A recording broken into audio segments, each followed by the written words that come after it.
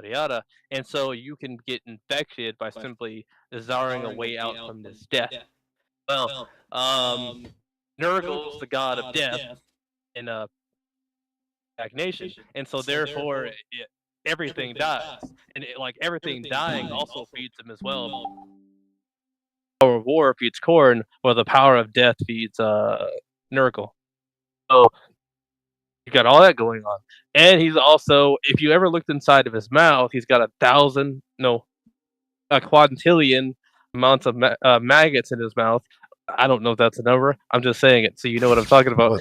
He's got a quintillion amount of maggots in his body. And is that that big slime fucking Jabba the Hutt looking motherfucker that you showed me? Where if you get close enough to just see that motherfucker, you're gonna die from the stench. We're live. Oh, we're cooked. All right, go Yeah, ahead. I'm the pawn, dude. Now you can keep talking. Yeah, I just had to throw that out there real quick. All right. Wait, what are we live on? I decided not to do TikTok for any of the podcasts anymore. So everything else but TikTok. So we're not cooked anymore. We're good. Well, we can't say certain things on Twitch, but we'll cook things we can. I don't know. Yeah, we're on Twitch. Dude, raid Emiru's stream. Alright. Does he stream? might be she's a Twitch streamer? She has to. Odds are high she does. She does YouTube content. We're concerned on that. Oh, dude, Kai Cent just got fucking kicked off of Twitch. We need to all go. Like, I was commenting on his TikTok videos all day saying go to Rumble, go to Rumble. Yeah, he probably will. A lot of the Rumble.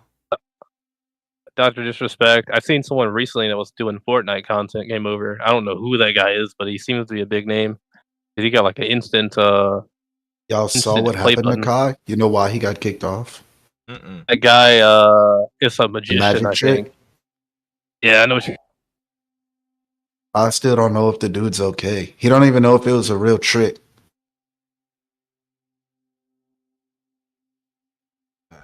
It's wild. What you the hell in over there?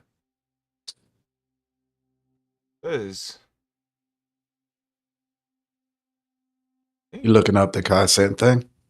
No.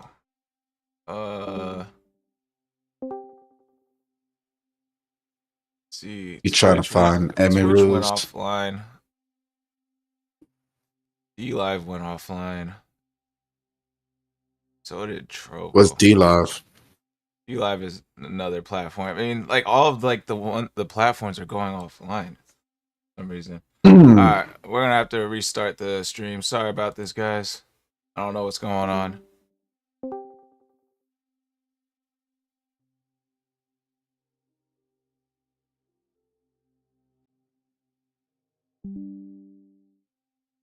Alright, well that's whack.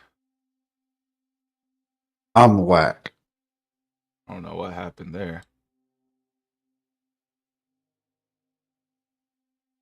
Test. Okay, we're back.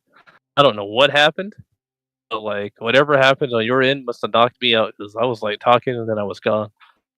So what happened? All my streams what went happened? offline, so I'm gonna restart some. I'm gonna restart all the streams except for the vertical ones. Gotcha. Right. And Ninja, also, I forgot that I had already started writing a character arc for Artemisia's character to be the navigator, so you're the scout. That way you can keep the sniper rifle. I'm thinking about this. How exactly am I going to be a scout on a boat? At the top on the crow's nest. Yeah, I could see it. I think Blaine should still get the hand cannon. I feel like that could work. He's kind of weak. Pistol. So like pistol. No. I'm not thinking about a revolver. I sent it to you. The cannoneer thing. Oh yeah, I was still in Walmart whenever you sent it, and then I wound up getting sidetracked. But no, I was thinking for Blaine like a crack barrel, double barrel, like it, and it'll shoot like a small cannonball, like the size of a cue ball on a pool table. That's what I was thinking. He'll just have two of those, and they'll be crack barrels and double barrels. I thought Skull was gonna choose to be Yeah, I forgot to bring that up to Squall. We thought Ninja brought up a good point. You should have went with Monkey. You went with Lion, but like you're a Saiyan, bro. Hey, I don't know. You said brawler, so like I think lions could be big and brawly. Yeah. I like the lion thing though because you got those claws. Yeah, I could see Tiger Boar. I could see Tiger for him more. I like Lions more. All right, so we are He live wants the again. main. I mean, we've been live on the vertical one, but now we're live on everything else. Hopefully it stays live this time. Hell yeah. So, what's up, everybody? Welcome back. Sorry for that mishap. Welcome to the Nerding Out podcast. We go over one anime, one game, and one pondering nerdy topic of some sort. Let's see. So, first and foremost, we will start up our intro vid. Be right back. Intro question could be, what food did you enjoy the most from your Thanksgiving? Again.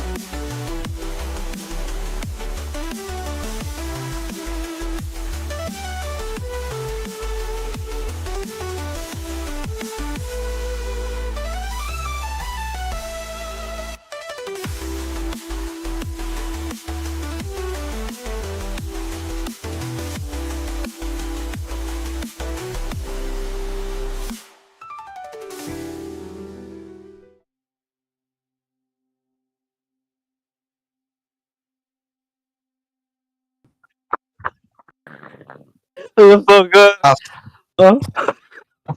It's so, because it's right in my ear with the headphones on. I fucking felt like I felt my trailer shake just now. That's how, dude, that's too fucking good of a sound. That's Oh, it's beautiful. Oh, it's beautiful. It was quiet too. Oh my god. Oh, you're done. You're cooked. All right, we are back, everybody. So, if you're confused by the laughing, 7 Inches got a secret cold sauce with the knock sound effect again, and it flips him the fuck out every time. So yeah, It good was times. wonderful. All right, introductions. I am your host, SquallRush, gaming addict, anime nerd, Dragon Ball Z fanatic, all that good stuff. Emphasis on everything but the DBZ fanatic because it's the Nerding Out podcast today. So I can showcase all my knowledge and stuff of things that I love. But let's see, announcements. I do have the backup accounts for YouTube, so please check that out since I got the warning strike over some copyrighted music that I didn't even have in my stream. So please check out the backup accounts to make sure I can keep posting and stuff like that, just in case they decide to give me more copyright strikes for dumb reasons. Got the Buy Me a Coffee account, so please check that out if you don't have a donate button on wherever you're watching from. And other than that, let's see, I just posted another reverse Nuzlocke video this morning. So check that out between me and DT Dub. It's a pretty good one. And I have an anime sessions video posting in a couple days. That one will be, when did L find out that for sure that Light was Kira? So I deep dive into Death Note and give my reasoning on why I think this is the moment that L found out Light was Kira. So other than that, would you say the intro question was? What was Favorite the food thing from you? Thanksgiving. Oh, Yeah. favorite food from Thanksgiving. You know, I recently Me, Goku. I recently found out about dark meat turkey like a couple years ago. So now I kind of look forward to dark meat turkey at Thanksgiving because What? it's always been white meat turkey What do you and mean like by that that? stuff is like so Serious? dry. But dark meat turkey is like not dry, so it actually tastes good. So I'm really fucking What are with you? dark meat turkey. I need you to expand on that. What do you mean by that? I The don't legs. The legs and the thighs. know. I No, don't no, know no. I what dark understand meat what he's turkey. saying. I don't know what dark meat But, like- turkey is. Like It's the the dark meat legs on the and the turkey? thighs. Yes. That's exactly what he's talking about. Yeah. Are you let's saying you go never with get that. the legs and thighs? Are you saying you don't never know. get the legs? I guess. I always get the legs and thighs. I always get the legs. Listen, bro, that's where the flavor is, man. Well, it's Some not people dry. It's not dry like the other one. Like I know, bro. Yeah, I'm telling we you. all know. What the fuck? That's why I asked how old you Hey. were. He was like, I just found out that turkey also has dark meat like chicken stew.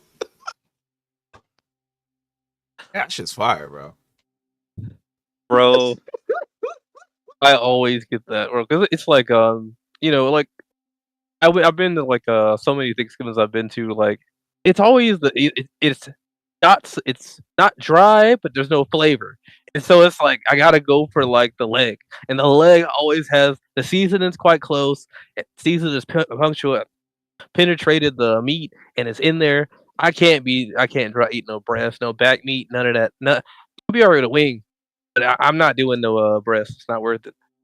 Breastisis. All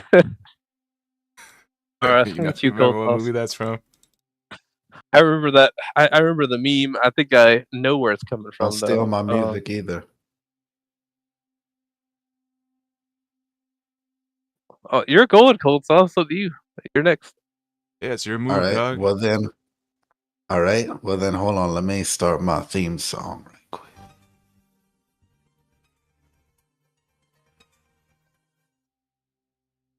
What's up, everybody? No laugh from you, Seven Ninja, or no reaction. Oh, I see it. I see it. All right, though. I see it. Oh no. Right over his fucking head, bro. What's up, everybody? I'm Secret Cold Sauce. You can find me on TikTok at Hunter on Tick. I am the most handsome man on this podcast. Why the fuck you lying? Why you always lying? Well, y'all fucking came with your guns loaded on that one. Insecurities. Okay, so anyways, what was that other thing we were gonna say? My favorite Thanksgiving food was my Aunt Kathy's roast beef. Dude, this woman has figured out the recipe of the gods when it comes to roast beef. I don't know how she fucking does it. My papa, he makes a fucking rice dressing and he cheats. I probably shouldn't say this on the internet, but he uses becroche. It's an illegal bird. We're not supposed to hunt it. But it's still not as good as my Aunt Kathy's roast beef. Nothing's as good as my Aunt Kathy's roast beef. Not my shrimp stew, not fucking my ex stepmama's shrimp and crab gumbo, nothing. Right? This roast beef is fucking phenomenal. It makes phenomenal look mediocre. The best roast beef you ever had is like fucking high school football level compared to this fucking NFL Super Bowl winning team roast beef. All right. It's fucking bananas how good this shit is. Bananas. Hold up, though. We just got a raid from Interstellar Gaming. Woo! Hey. Thanks for the raid, bro. What's up, Interstellar? Oh, hello. So what I'm hearing is we gotta go over to see Cold Sauce House next Thursday, or not next Thursday, next Thanksgiving, and try out this roast beef. That's what I'm Yeah, y'all, hearing. come on. That's what I'm hearing. So I'm just noticing this man is trying to steal my whole theme. I'm seeing it over there. I see you. Listen, guys, it's 7 into 7. You can find me on Game Jolt, MeWe, and Rumble. It should lead you back to my Rumble channel. He thinks he's a Sith now. I see him. I see him. I see him. Ninja connoisseur, and I'm very big into them. I obviously named myself after them, but I'm very big into them. And for what we're planning on doing on my channel, I have not done the Dan to Dan episode 9 review yet. It will probably be today or tomorrow, so get ready for that. Regardless of all of that, you can... Wow. What was that? But regardless, for my favorite food, so it would have to be the banana pudding.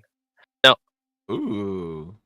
I'm a big fan of like I don't mind having the slices, banana slices, but if it can be like kind of minced a little more, I'm a lot bigger of a fan because it's kind of like a.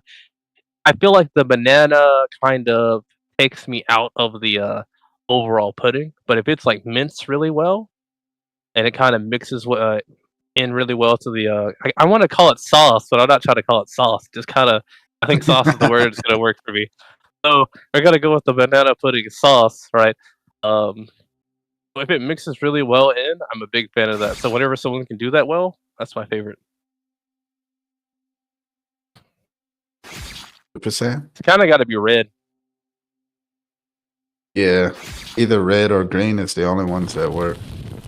It's like your character's like red and gray, and you ain't got no gray on you. Oh yeah, true. Oh, we just got a bot on D Live. Anyways, What's that mean?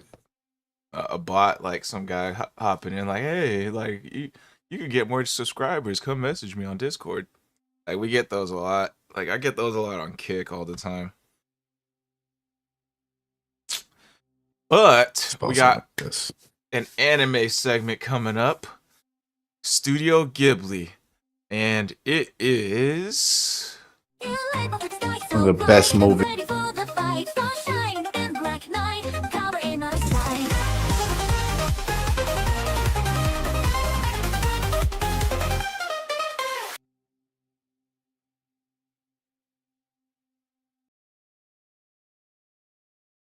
a little bit.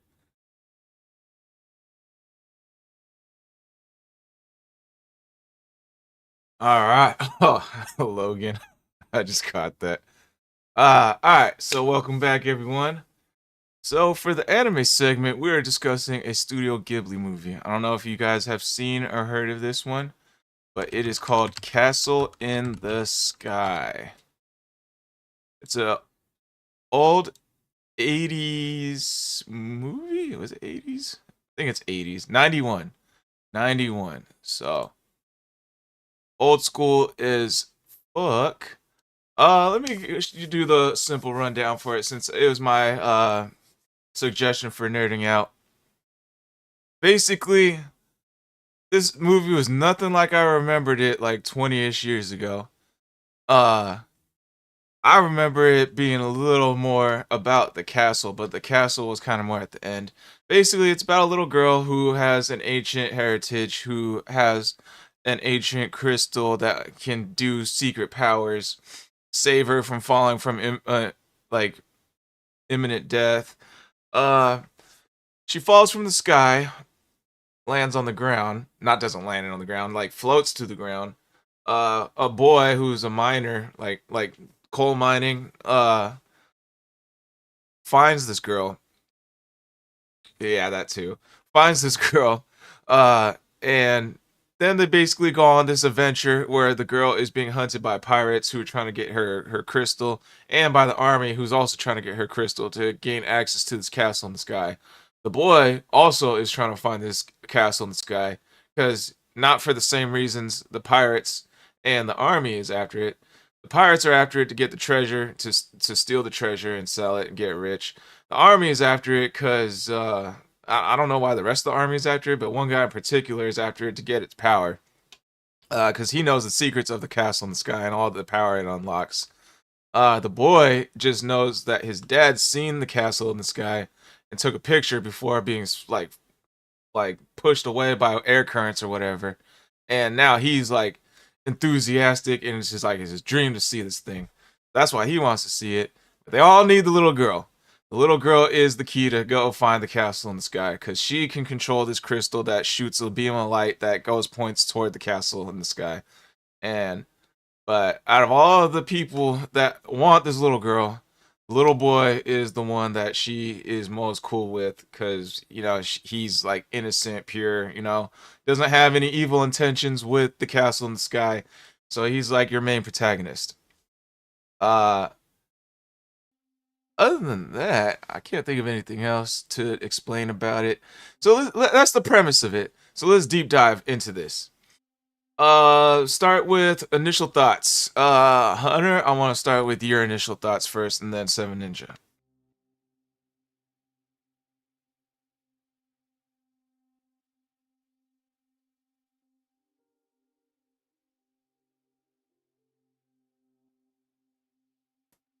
I only saw half of it. And I'm really fucking jealous. I'm so fucking jealous of that little boy. I'm telling you that I want to be a fucking miner in the fucking 1980s in whatever fucking country that was, because holy shit, that shit felt like home to me. I felt like I was at home, and I didn't grow up in nothing nowhere close to that type of setting. I grew up in the swamps of Louisiana. I grew up running from alligators to get to school. You understand me? There was nothing close to what I saw in this movie that was where I'm from. But when I tell you that this little boy ran to his boss because these pirates were chasing him, and then his boss stood there with his mustache and his muscles and said, I wish you fucking would try to get your hands on these kids. And then the wife comes out with the frying pan, a cast iron frying pan, and she was swinging that thing around like it weighed nothing more than a fucking number 2 pencil. This motherfucker, these pirates, one of them took the fucking hat off of their partner. It was like, flex your muscles, show them what you can do. Flex his muscle, boom, shirt blew up. And then after that, the boss with the mustache and the muscles, he was like, oh yeah, watch this. Boom, flex his muscles, shirt blew up. They were like, oh shit, punched him in the gut. And then he was like, ha ha, punched him in the gut. Dude's still tough, he's a pirate. But they started getting it on. The whole town got involved. They started fucking these pirates up. So I'm telling you, whole time, kids went out the back door. Shit was amazing, dog. Huh? 7 Ninja. All right. Well, I'm not gonna be as explosive as cold sauce over here. That's the secret. So I enjoyed the movie. I think was its inspiring message. I guess the message really became like peace and love at the end. But like, I guess I really enjoyed the movie. I enjoyed seeing like steampunk being on display again. I don't really see a lot of stuff with steampunk, but I think Studio Ghibli, they seem to go with steampunk a lot actually, as their vehicles, their worlds.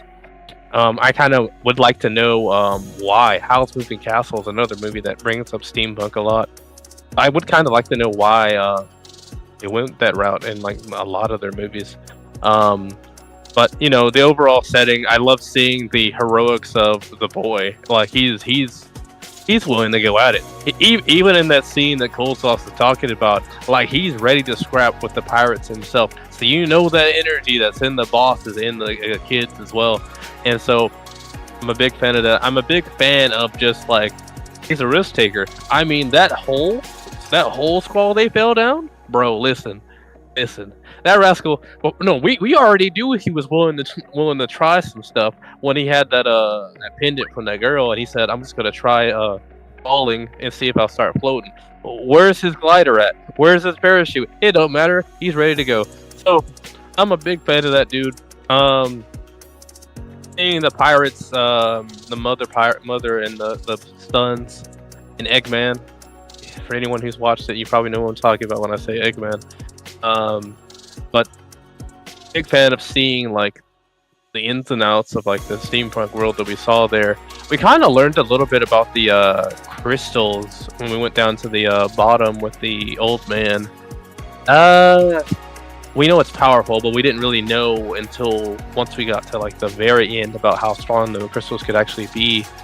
But for the most part, it was kind of cool just like learning about the crystals and seeing that it's not just in the sky, it's also in the ground, but nothing as refined and pure. I know I'm spoiling a little bit for you, Cold Sauce, so I hope to hear more about your side of this on the second half of the movie. But oh, gotcha. But I'd say I thoroughly enjoyed the overall movie overall. I know you guys aren't giving your rating yet, so let's continue talking. But I'm gonna say, out of all of them, all the Studio Ghibli movies I've seen so far, this is the third best one I've seen so far. Okay. No, I remember I watched this when I was like a teenager, like 14, 15. It was on a month of Miyazaki on Toonami. So I was like, it was like 2008-ish, 2007, 2006, one of those. So like it was kind of interesting to me. Like I really like this whole I really like peeking back into older movies and what their interpretation of newer futuristic technology would be. So like we in this movie we had like a glimpse of that with the castle in the sky. We have like futuristic ancient technology with the robots. We had that room where like blocks in ancient scriptures were moving around. Like I really enjoy like stuff like that, like, and seeing how different we ended up turning out 40, 30 years later down the line. Like another example would be like The Fifth Element with Bruce Willis in it, like how they had that old futuristic robot and stuff like that. So I enjoy movies like that. Let's see, when I remember like more I remember it being more about like the futuristic castle, like when I was younger, but like as like when I rewatched it, it was kind of more like a glimpse, like they hop onto the castle, they meet the robot, you found out there's only one robot and the whole place is overrun by flowers and plants and stuff like that. I don't remember none of this. I remember there being more robots, but I mean technically there were, but they were all dead by the time we all see them, or they're all done for. And then like the army comes and they capture the pirates, and then they're like the army is like coming to take over the castle. Like it felt all very quick, more quick than what I remember like 20-ish years ago. I mean, I'm not complaining about that. That's kind of like, what's the word? That's kind of like a standard, like how fast these movies and animes kind of move, like in today's day and age. I mean, that's kind of like normal to me now. Like when I watch movies, anime movies and stuff like that. But overall, like I still enjoyed the movie. It's, you know, it's like it had that very old school feel to it, where it's like boy finds girl, boy's rescuing girl, like very prince needs saving type of vibes, you know. And like the boy falls in love with the princess. You're normal everyday type of you're like your old school like type of like movie vibe. They don't have too many of that anymore, so I mean if they did, it would be kind of like weird. But for back in the day, that's like a normal thing, and like that was the type of movies that I fell in love with when I was a kid, you know. Animation was really good. The whole time the boy was up on the castle and like trying to save the girl, and he was like hanging by vines and shit. My anxiety was peaking, you know. Like I thought he was gonna fall off so many times, but I was like, dude, that's imminent death right there. If he falls, that's it. That brother's grip strength is crazy. Like sometimes he just hang on a straight up wall. It's like I remember he knocks his shoes off and he climbs up that pipe and he's just like, I'm getting full speed, and he barely makes it. Bro, listen. If he would have slid down, it's over.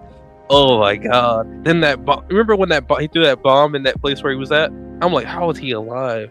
Oh my god. That dude's a trooper, bro. Okay, that man's a trooper.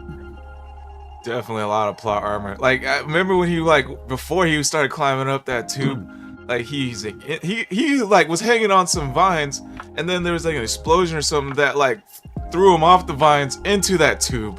Like that was scary enough. and then he like looks up like, oh, a robot. And then they all turn alive and shoot out. So he's like, oh shit. So he like jumps out and barely hangs on. I'm like, oh god, bro. Like every step he takes, he like barely survives, bro. It's like, dude, my heart, bro. Like I'm scared of heights. So that every time like it cuts to that boy, him barely surviving, bro, that shit was scaring the fuck out of me. And remember, he has that big gun. He's got 2 grenade or whatever they are on him. That big gun he has, bro. He's got weight on him too, hanging him down, and he's still that Rat Brothers grip strength is crazy. Like, bro, he's crazy. Bro, and it's that like half motherfucker spider. works for a living. Oh yeah, he does got have that grip because he's out there fucking working, son. That's back when men were men. That's back when Rocky Balboa and Apollo Creed was throwing bombs in the fucking ring at each other's faces, and it was like, "That's all you got, Adrian. Hits harder than me." I mean, you. Yeah, bro. He's It is quickly true. doing. He does have like a minor type grip strength, so that makes sense. Like when I was watching the whole thing, I was like, damn, bro, is he like half spider? Yeah, The parkour that we've been seeing in this movie, though, you know, like the amount of stuff that he was willing to do to just survive is crazy. 'Cause it really makes you wonder, like, what was happening on an average day for him to be climbing stuff on a regular basis, to be over here like practically hanging by a thread at all times, and still like confident that he'll survive. It's like it really makes you wonder what happens on a regular day. This is a daily occurrence for this dude. This motherfucker is constantly rock climbing without a safety rope.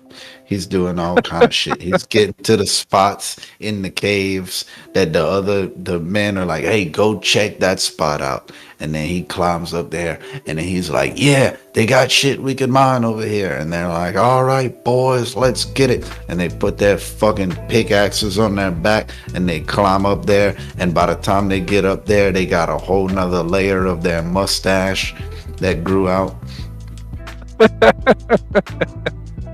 Dude, so Bro, I was like watching like the part where the castle crumbles, right? And it shows it breaking piece by piece from the bottom, and then just keeps crumbling or cracking all the way from the bottom all the way to the top. A bunch of tiny little pieces just falling. And like this is before CGI, so that's all 2D hand drawn stuff. Like, just think how long it took for them just to make that one little 5 to 10 second, just the castle crumbling down. Like, there's so many Back on the moving old pieces. celluloid sheets. That's what those are called. I'm just like in shock and amazed at like how much talent and time and effort they put into one little scene like that. And they had stuff like that throughout the whole movie, bro. When that robot came alive, bro, oh my god, that robot was taking him out left and right. It was crazy. It straight up caused the whole. It might as well have been a nuke on the ground the way that robot was taking him out. But do you guys remember? Not you, Cold Sauce, but Squall. Do you remember I can how tell much you the that exact capsule part went of away? that. Let me know. So she had that robot thing had came back to life, and she had just realized that it was starting to protect her, and the little boy had teamed up with those pirates led by that mom, and they were pulling up on the girl on the dragonfly, and she told the robot, "They're here to help me, let me go with them." And he places her on the thing, and then a missile came down and takes out the robot, and then I paused it and got in the podcast. I got you. All right. So I don't what I even was know if thinking she about gets on that dragonfly thing with him. But I was thinking about specifically the castle. We get to see like a good chunk of the castle, and you remember it's falling apart, but like there's animals and stuff on there. I wonder if the oasis is still intact, at least to a degree that it can sustain itself. Because if we remember correctly, especially at the end Squall, like a good portion of that orbish, domish shape is gone, which means it's possible the water's running off, the plants themselves are going to run out. I'm thinking most of that stuff's going to die up there, but it's a Miyazaki film, there's no way they're going to do that. But like, I wonder how much of that castle is still self-sustaining. And it's actually, I think it's in space now. It's orbiting, but I feel like it's in space. Unless it has its own kind of life biome because of the oasis itself. I think the part of the castle that held all the Holy technology. shit. Artemis is watching the stream. Oh, nice. Welcome Thank in, you, She Artie. texted me. She said, "Why you?" She said, "Bitch, why you look like an evil mastermind?" He's the Sith, Lord of the Sith. Yeah, I think a good Speaking portion. of, before I don't want to go off topic, but there are rumors that George Lucas is buying back Star Wars. Oh shit! I can see that. I feel that. Kinky Whisker, Maybe Elon welcome Musk in, will buy welcome in. It's Kinky Whisker. That's Whisker on Twitch. Yeah. So I think a good portion of that area is still intact, like the top layer with all the life and the walking platforms and stuff. And like if you remember, like the boy and the girl, they were caught by the vines.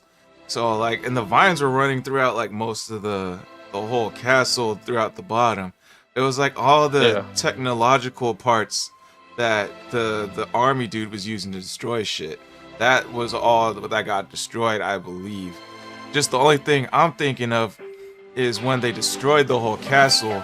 Like, did it destroy from the crystal that was the big main crystal in the middle of the castle, like the bottom middle layer? Because like I think that was the thing that was creating all the vines and the life that like grew around the castle, inside and out the castle, you know. Mm-hmm. Because we didn't get a shot of that. Yeah. Because like it's going up too. So even if that whatever it was survived, is the biome itself, still together? Because we're talking about they're higher up in space, less oxygen. It's got to be producing its own oxygen, but like that casing that comes from the dome side of it's probably keeping the biome up together as a whole as well. So it's kind of strange that it did all that it did, because that this destroy wasn't destroying the robots per se. It was self-destructing the technology. Yeah. Oh, the castle has its own atmosphere. I'm wondering if it does. I don't know 100%, but I think it should. If the crystal is still alive, I could see it creating its own atmosphere for life to sustain. Because there's no way in hell you're telling me a technological castle like that grew vines and life and grass and stuff all over around it if it wasn't for that crystal. Because like when that army dude was searching for that crystal, like, remember, like all the vines and stuff were concentrated around that crystal. So that tells me it's creating more than just technological technology, advanced technology. It's creating life. It can, that like all the vines were hovering around it, like, yo, this is where we're originating from. That's what it spoke to me, Did they ever explain why her people decided to go down to the planet? I never could figure that out, because like there's always going to be people who do not want to become normal people, and they were like the ruling class or the ruling Right here. faction, right? So Ever like normal. the idea, like it's odd that like they. Again, like it's not like everyone wants to be normal. So like, why would the faction that's basically ruling everything decide to like, I'm just gonna not use my technology? I could see maybe if they're planning to, I don't know, build out their technology into the world, but that's not what they're doing. So that's a very odd thing to me. Yeah, they just straight up abandoned it. That's a good question. If I had to guess, maybe they just got tired of living there for generations and they wanted to live amongst the humans. But that's just kind of a quick guess from me. Let's see. I did have something else. Let's see. Okay. So you saw where he just joined up the pirates then, right? Hunter? Yes, he just joined up with him. You're gonna like that. You're gonna like the pirates. I thought the pirates were really funny. They end up turning into good guys. I can tell that I'm gonna like the mom. Yeah, the mom's cool. I like the mom too. It's funny. It's, I don't know. like the like Oh, lady. no. Remember when the mom gets the girl dressed into like pirate clothing and then takes her to like the kitchen to do dishes, and like the pirate boys, they all see her and fall in love with her. And then, the one The guy, little girl? yeah. So They fall in love with the little girl? yeah, I think it was Turning me food. off to this movie, bro. No. Close sauce. I think it's the fact that she's the cook. Someone else is cooking, and I think that they're falling in love with that. I don't think they're. no, I think it's I don't because when think they it's a saw love her, thing. when they saw her, they all like stare at her, and then like I didn't know why they stared at her at first until like when she's in there doing when she's doing dishes, like what's it called? Like one of the guys was like hops in there like, hey, do you need help with anything? And then there's already one of the pirates in there like helping her like carve up potatoes and stuff. He's like, what are you doing in here? Like he's like, I thought your stomach was hurting. And then all of a sudden more pirates come in one by one to help her out. I thought that was hilarious. Like I get what you're saying, but I think like in Japan, like the age of consent is like different over there, and like in earlier times it was also different as well. It's like 14 to 16, but I think 14 to 16 back then. But them kids were kids, bro. They were still like going to waist take the height step. on those adults. I'm still going to take the step of saying I think what we're actually seeing there is, they're more interested in the food, because when they talk about the things that they were glad to not have to do, washing dishes, hanging the laundry, the food, and she apparently knew how to cook as well. I think that, if anything, that's more what they were talking about. I don't know if I would go as far as to say fall in love. It's too early to say that. Especially because they're like pirates. They probably have seen something by now. But I don't know if I'd go that far. I mean, like if they were cool with, they said like, yeah, you should let them join. Bro. He said, let them join so we don't have to do dishes anymore. But when she was there, they were like, hey, can I help you do dishes and stuff? And then one of the big guys actually hopped in with the flour. Like, I'm in love with you. And then,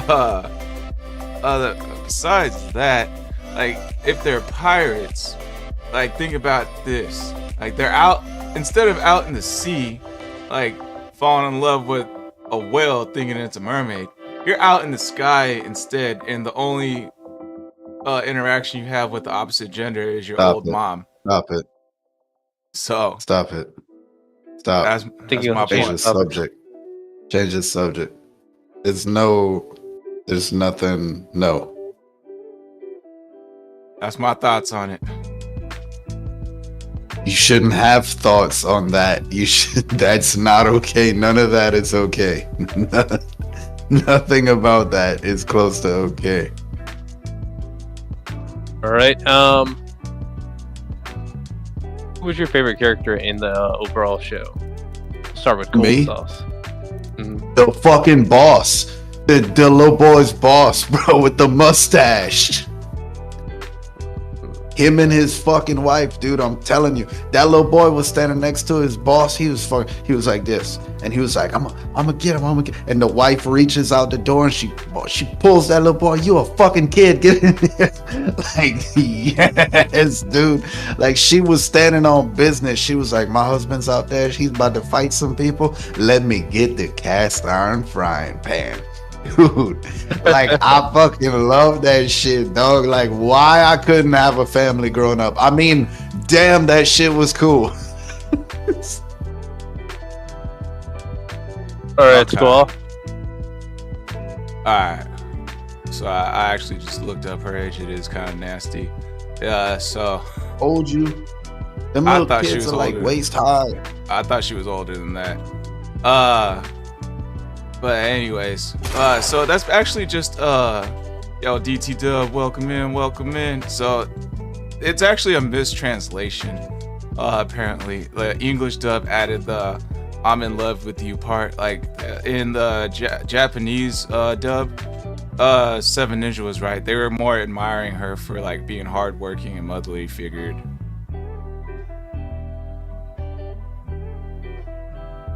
Yeah, I knew Was it I dub knew is there good? was some kind of disconnect because the shit I just saw, like I said, them kids were like waist height on the adults. That wasn't no fucking that wasn't no teenager. You know, that's not like a Leonardo DiCaprio situation. That's not like a R. Kelly situation.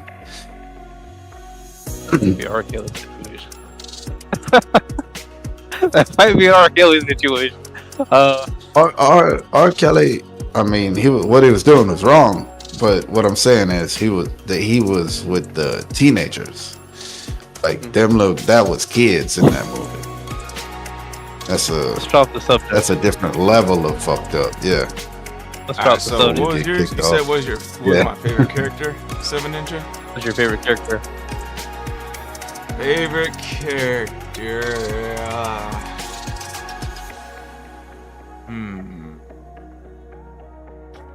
You know what? I actually really liked the mom, the pirate mom. I thought she was pretty cool. Like spoilers, but like remember when he threw when that bomb was thrown to Pautsu, and like we all thought he exploded and died, but then all of a sudden he like pulls out the rocks from underneath the mom and was like, hey, I'm gonna cut you free with this knife, but get out of here when you can. And then like she's like, oh, thanks. And then just drops him the gun, the big ass gun. I was like, oh, you a real one too, mom. You a real one too.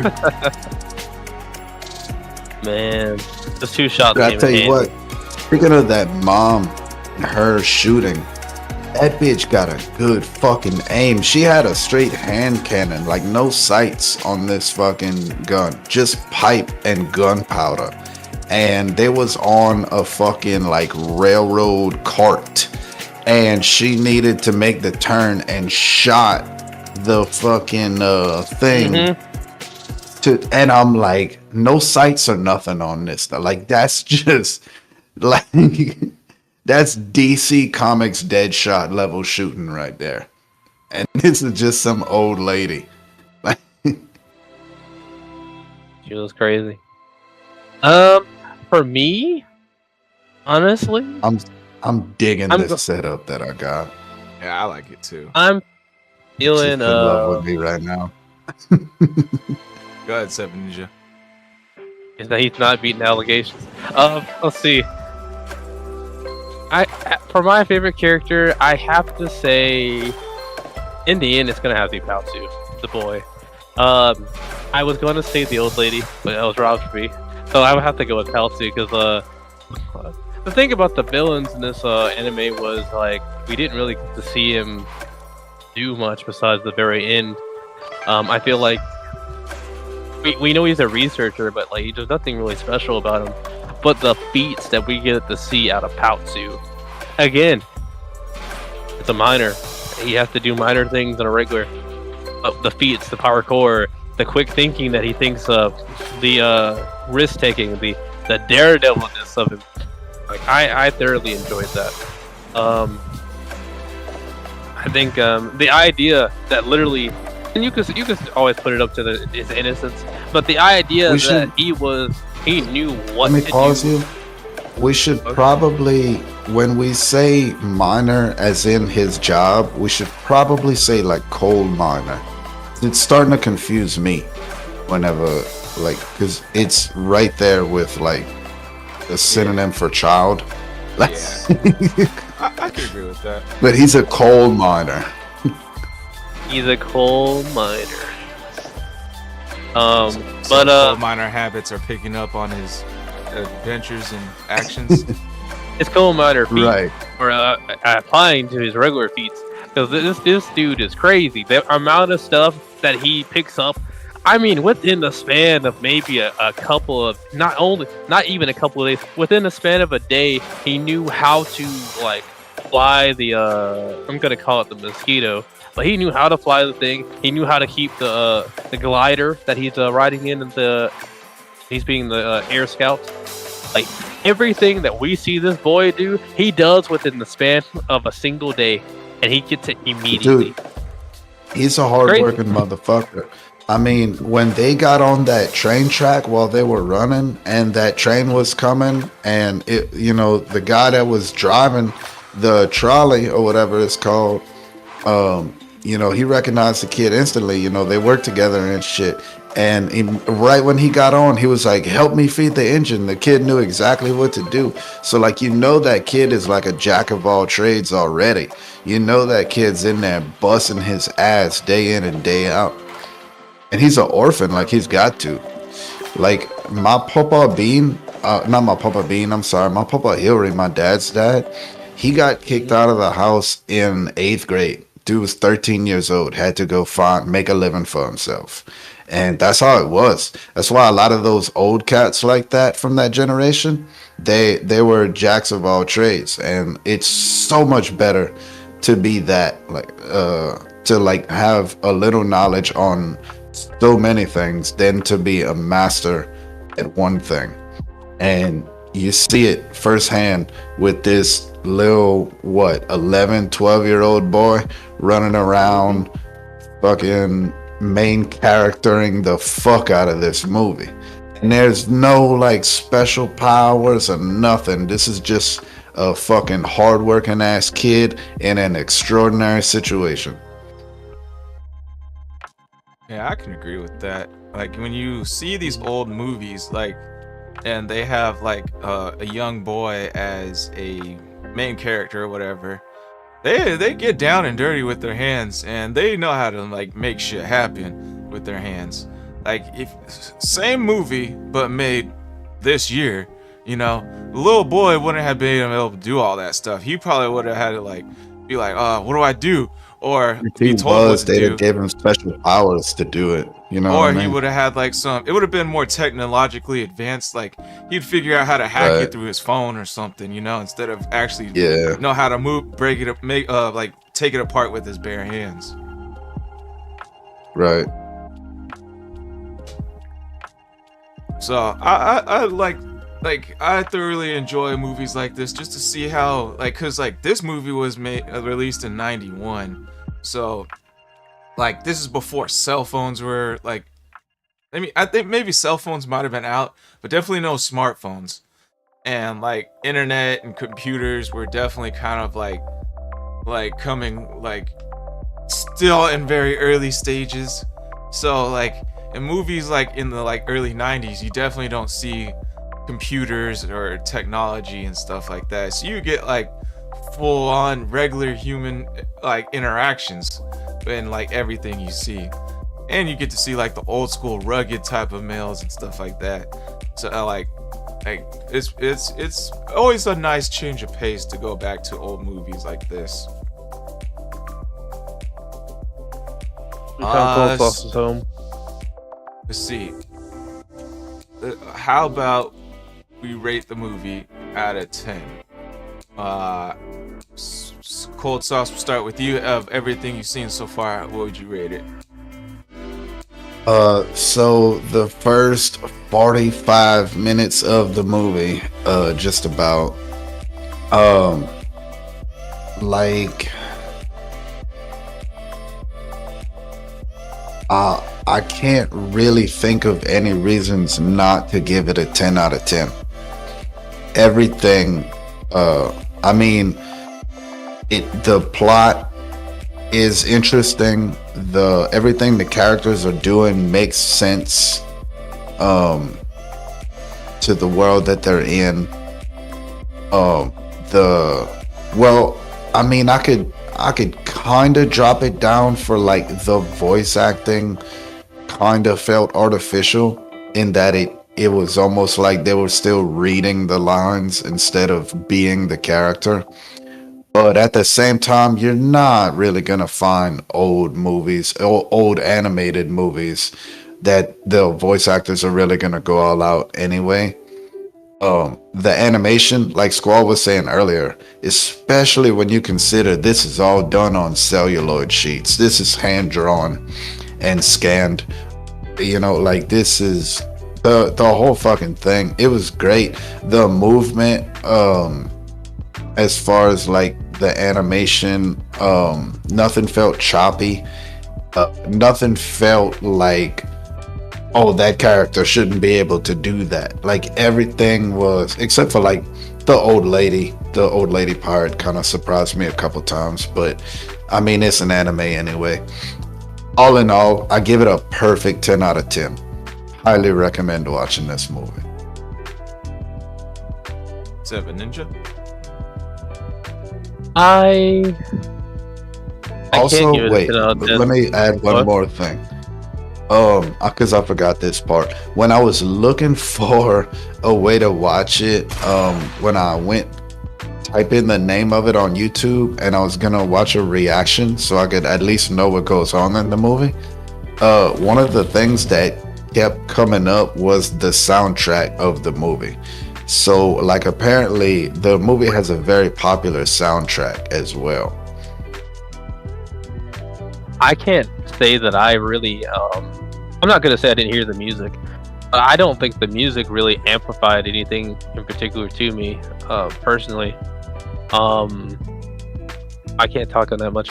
I have to say, for me, I can't give it a 10. But I could give it I'm thinking an 8.9. And the reason is that I wanted to see more of the technology of the world. We got a couple of things. We know it's steampunk, but that we were talking about the castle, how it's like kind of like really only at the end of the story.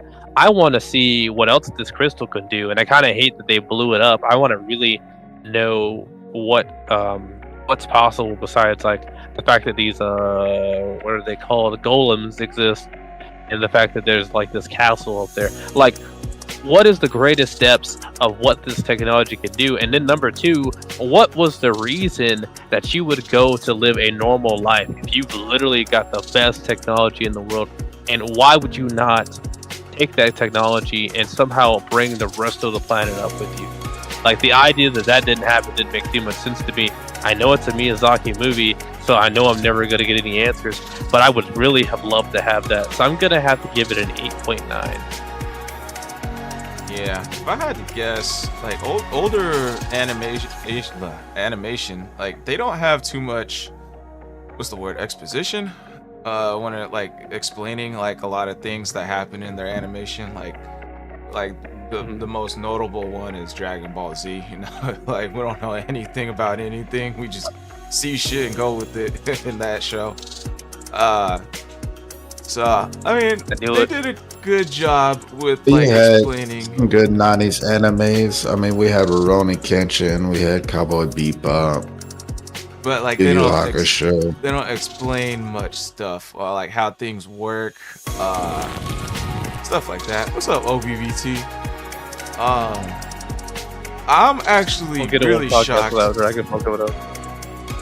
I'm actually really shocked that Hunter, you like this movie. Because of all the animes we suggested so far, you hated every single one of them. I thought for sure this one you wouldn't like, since you didn't like Spirited Away, and this is another Studio Ghibli movie. Spirited Away was scary to him, I think. What's up? I think Spirited Away was scary to him. I think that's what you said. It wasn't scary. Shut the fuck up. It was terrifying. I almost couldn't go to sleep.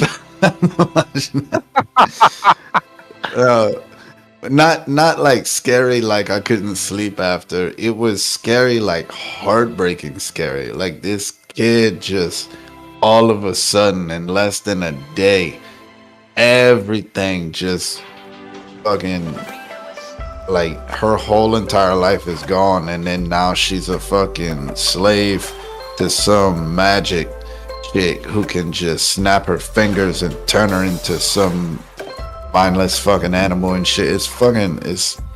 That shit was like wild. Like, it was hard to sleep because of how heartbroken I was for this chick, especially because like I didn't, like, me and Artemisia watched the first half of the movie and then like went to sleep and finished it the next day. Like, so I saw all the bad shit that this little girl went through and then tried to go to sleep after. And like I'm just crying, though. Like, Gotta know it's a freaking Studio Ghibli movie. The main character always has plot armor. I don't think of any Studio Ghibli movie. I don't know what that means. That's the studio that is that the studio that made it? It's, 7 Ninja. Studio Ghibli. Yeah, that's the studio. Studio Ghibli made that. Yes, that's the studio that makes these movies. Like Miyazaki is, I think he's the writer and the artist. So, but like the studio, Kishimoto? it's like Studio Ghibli is like what Disney is to the films, but Studio Ghibli is that to these films. So like most of these movies, Studio Ghibli movies, the main, I don't think I've seen a main character die or have a bad ending once. So Well, there is that one. Fireflies? Not Cyberpunk. Fireflies? You remember Squall? Fireflies? One about it's something else with Fireflies, but we haven't watched it yet. And I was like, would not believe your eyes. eyes. Flights of the 10 million Fireflies. Fireflies. The grave of the Fireflies. Grave of the Fireflies. Reign of the Fireflies? That's what it's called? Grave.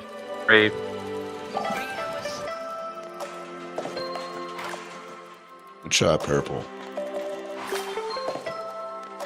Ace Windu? Oh, Grave of the Fireflies. Oh, I like purple. Yeah, that's the only one. Pet AB Cemetery. character. I'm gonna have to look at this one. But overall, Oh, by the way, remember we had saw the commercial for that animated Lord of the Rings? It comes out December 13th. oh snap, that's coming up soon. We should talk I'm gonna about see that one on of our Elden Sense Ring. Talks. But yeah, so I like the movie. You know, like I'm kind of like a little bit harsher on the old movies, but for the wrong reasons.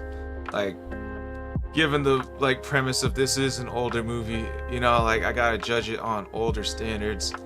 Like story was good. Like everyone had clear motives, objectives, and it was clear who the bad guy was.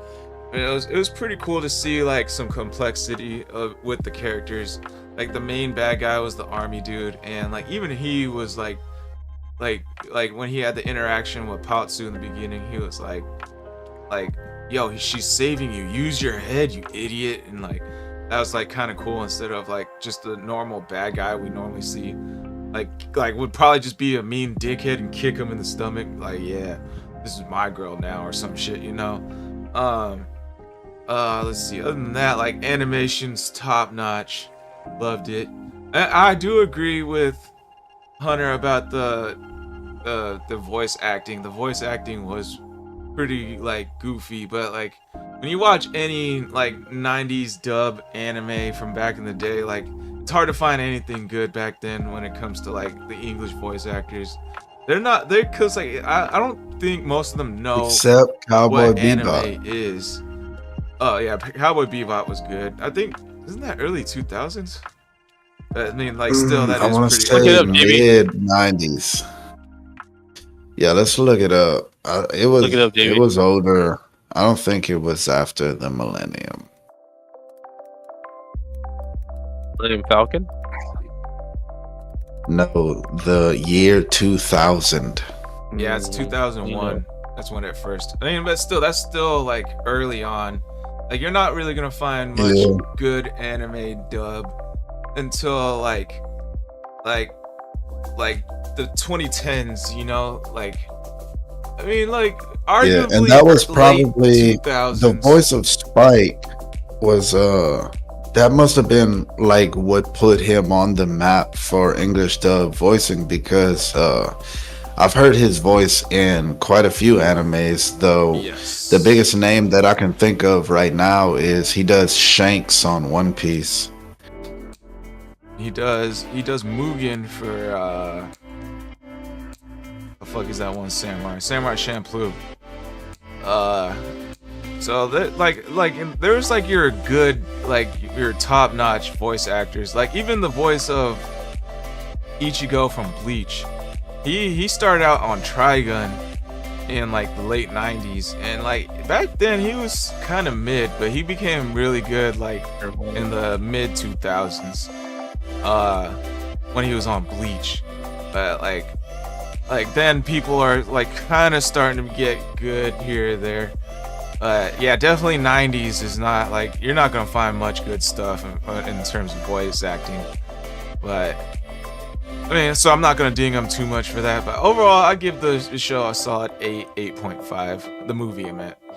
So I mean, like I know like a lot of new viewers, anime viewers, they're most likely not going to want to watch the older stuff. Most new people, like new anime watchers, are into like the newer stuff like Jujutsu Kaisen, Demon Slayer, My Hero Academia. And like I don't blame them. The animation now is like captivating as fuck. So like that's gonna bring in a lot of new viewers. I'm probably sure they're not gonna really appreciate something like Castle in the Sky until they get older, and then they see like how much time, effort it was to make animation back in the day versus it is now.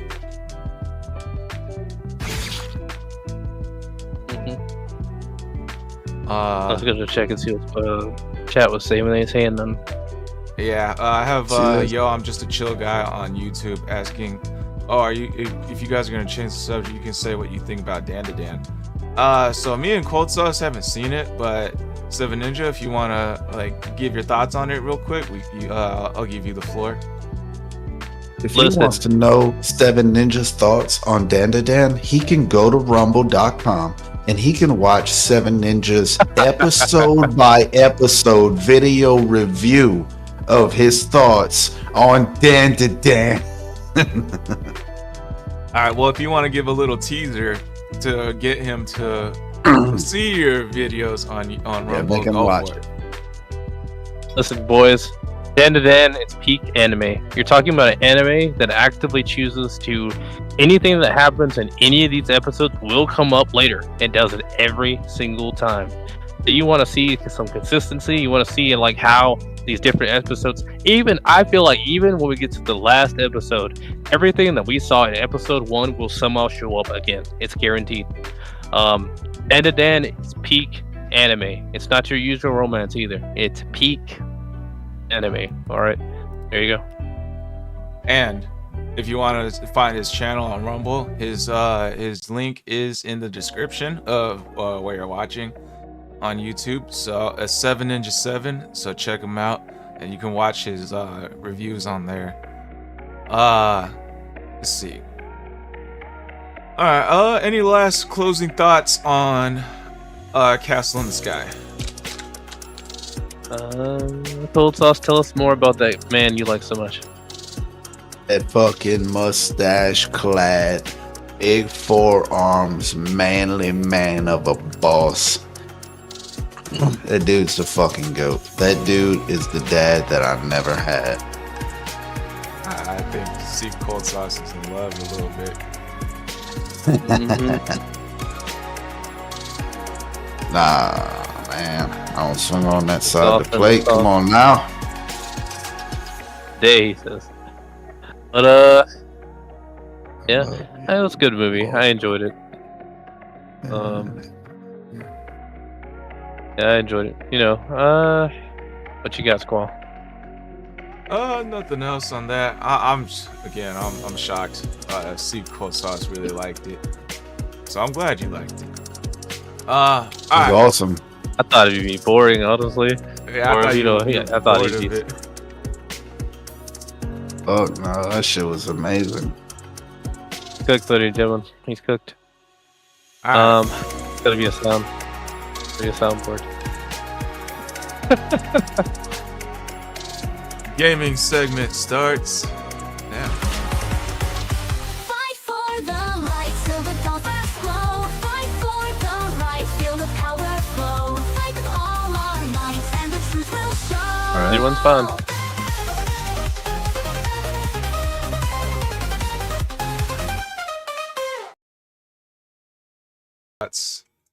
We can even bring up the other stuff. Anything we want. Alright, so for this segment, we are doing gaming. And we will do Power World. I don't think we've went over this world before. Or this game before. And if you know Power World, it's got a lot of stuff we can talk about with it. First of all, we'll start with something light. Gameplay. What's your guys' 7 Ninja? Have you played Power World? I've seen a lot of stuff on Power World. I have not played it, but I know what's going on in it. From my opinion, you're good. From my opinion, this is kind of what I thought Pokemon would actually be. Like, as a adult, this is what I think Pokemon actually is. Like, Ash catch you Pokemon, doing all this stuff. But yeah, it's Pokemon, but like, you know, we get to see a little bit of what could possibly happen with Team Rocket. But like, to take it to its fullest degree, I think that Power World is exactly what Pokemon would be realistically. The fact that catching humans, on the other hand, is kind of not happening, obviously. But like catching Pokemon, Power World, you can catch humans. Really? You can make it work for free. This game just got so much better. You telling me slavery exists in this fucking game? I mean, yeah, it already did with the Power Worlds too. I'm about to re-download this game, bro. Hang on, man. You can battle. Like, you got some dungeon crawling and stuff like that. That is the right one. You know, and then having the Pokemon use guns as well. You know, honestly, I'm not surprised. I actually thought we'd see this a lot earlier on. Maybe not like full-on guns, but like blasters and stuff for like Pokemon. Maybe even see like a kind of space form of that, because you know Yu-Gi-Oh like went into space at some point. But like some kind of, you know, futuristic tech on the Pokemon. I figured that was going to happen already. So Power World's already went the route of modern weapons and modern technology. That's fine. But everything that I've seen so far, that's what it makes me think of. This is probably what the furthest degree of Pokemon should look like. Yeah, I feel like every long-time Pokemon fan has at least thought of like a few times exactly what you were just saying. Like, what if it was more realistic?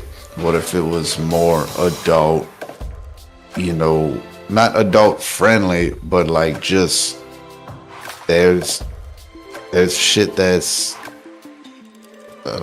I don't know how to explain it, but Power World took what Pokemon could have became and turned it into a game, like the world of Pokemon, and it brought to life that thought that we all, like I said, I feel like everybody has thought of a more realistic world with the rules of Pokemon and shit.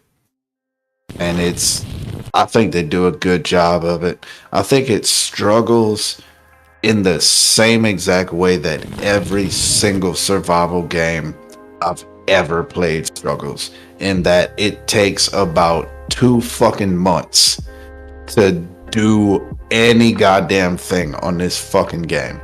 Like, if this game is not your full-time job, you're not gonna make a whole lot of progress. And that, to me, is the biggest problem with Power World. But it's also the biggest problem with every survival game. And like, I don't know if I'm alone in that. I mean, survival games are a pretty popular genre, but I mean, how do y'all feel about that? You know, I agree. Well, I don't play them like that. I don't play them like that, so you know. Because like, let's go. Like let's say like I don't normally like to build up a camp. I think, like, I know a lot of people like that aspect of survival games, like just sitting there building. Me, I find that part very boring. I want to go out there, explore, find stories, find new stuff, fight new stuff, capture new stuff. But there is like a very slow level up system after a certain point, where you gotta tweak the experience and level up faster. But like if you don't tweak it, like after a certain point of exploring and all this stuff, like you're gonna hit like a level cap. I mean, not like a level cap, but there's gonna be a big level gap, I should say. Like you go from one area to another, they jump from level like 20s to like level 35s, and it takes forever to level up. And you can't catch these guys because you don't have the best equipment. You can't damage these guys because you don't have the best stats. And your pals don't have the best stats. So you guys sit there and grind for like hell of days. Like that's not a point of. That's not like you know, I'm 30 plus year old. I don't have time for shit like that to sit there and grind for hella days, you know. So I agree with like Cold Sauce in that aspect. It's funny that that's actually nearly the opposite of what I was saying, because I like to get the ball rolling takes so much time. Like if the experience that you gain could like be on times 10 until you get to something like level 25 or whatever, and then it starts to slow down. Like once you get established to where you're not just dying to any old fucking thing in the damn game, and then the experience slows down. For me, I feel like with almost every survival game, that would be a much better way to go about it, because when there's so much shit that I could do if I unlock all these things, but I just can't do it and then a whole week later I still can't do none of these things that I see in the little unlock sections, in the little engrams, whatever you want to call it, where when you get to this level you can unlock. Are you still there, 7 Ninja? And he's gone. Later, I'm just a chill guy.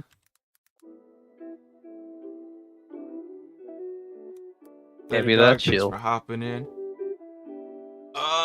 See, Cold Sauce is gone. Yeah, he AFK. Power World, all in all, love it. Very like immersive world. Like when you first hop into it, like, oh snap, what am I getting into? What is this? What is that?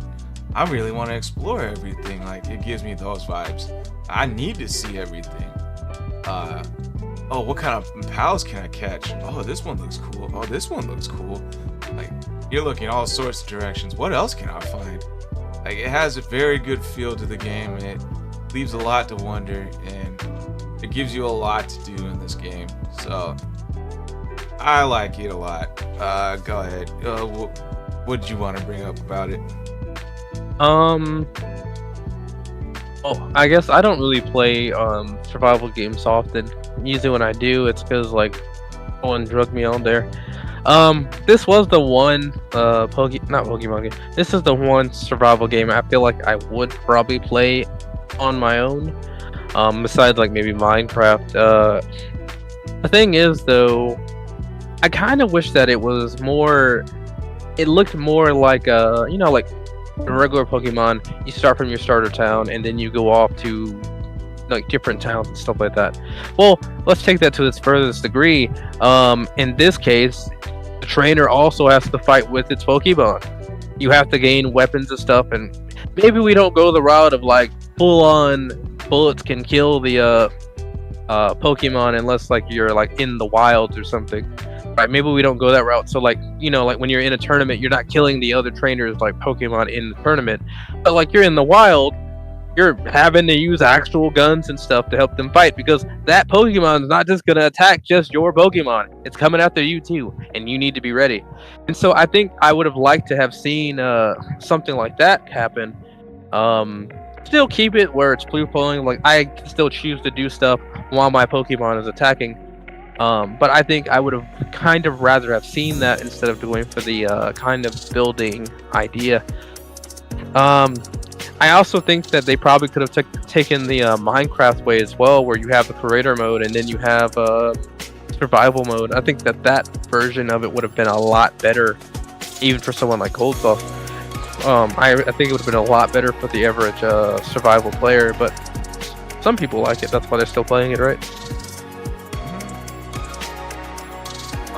So he was talking about like he dies too quick, but I think you gotta put up your stats. You gotta put up the right stats. Like early on, I was told not to put in any like points in your attack stat. Alright, we can hear you. It's playing the new one. So, like early on, I was told not to look up any attack stats or boost any attack stats because, like, your base attack does, like, let's say 100 damage, and if you put, like, when you level up, you get like a stat point you can put into anything. If you level up your attack stat 1, it goes from 100 to 101. So therefore, you go from 100 damage to 101 damage, which is not, it's like minimal results. Like the best way to do more damage is to find a better weapon or make a better weapon, which ups your attack by like ×2 or something like that. Maybe not exact numbers. Like it's more beneficial to put your stats into like stamina, HP, how much stuff you can carry, stuff like that.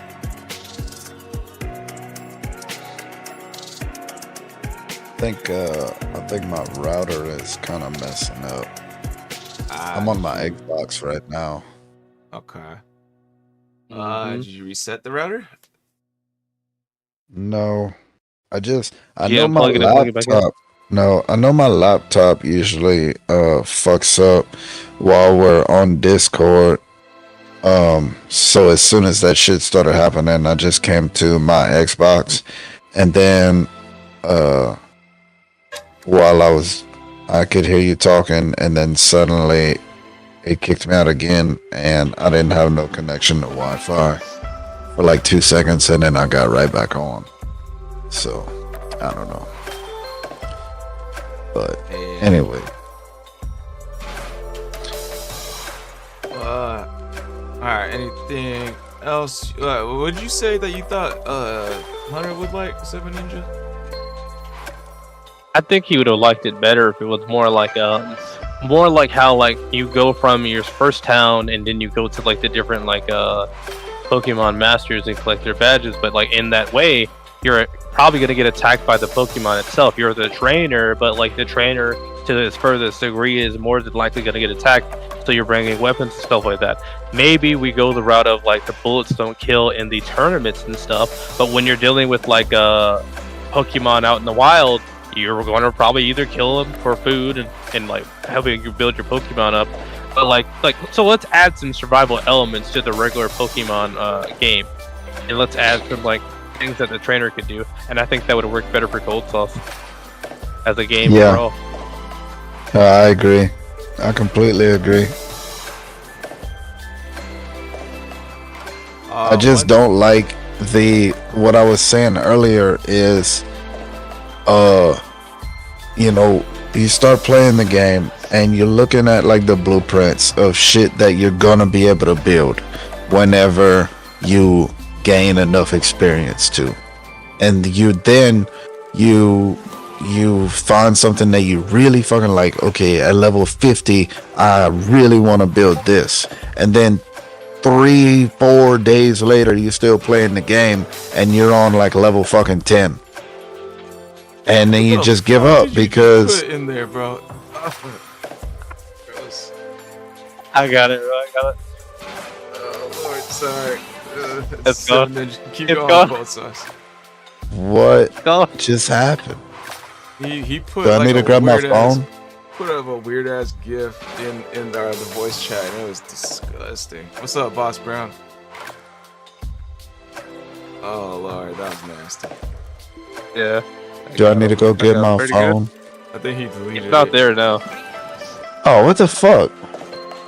I sent it to Oh, you, was Cold it? Sauce. Was it the Warhammer 40k Death God? Nah. Dude, he's I want so that. ugly.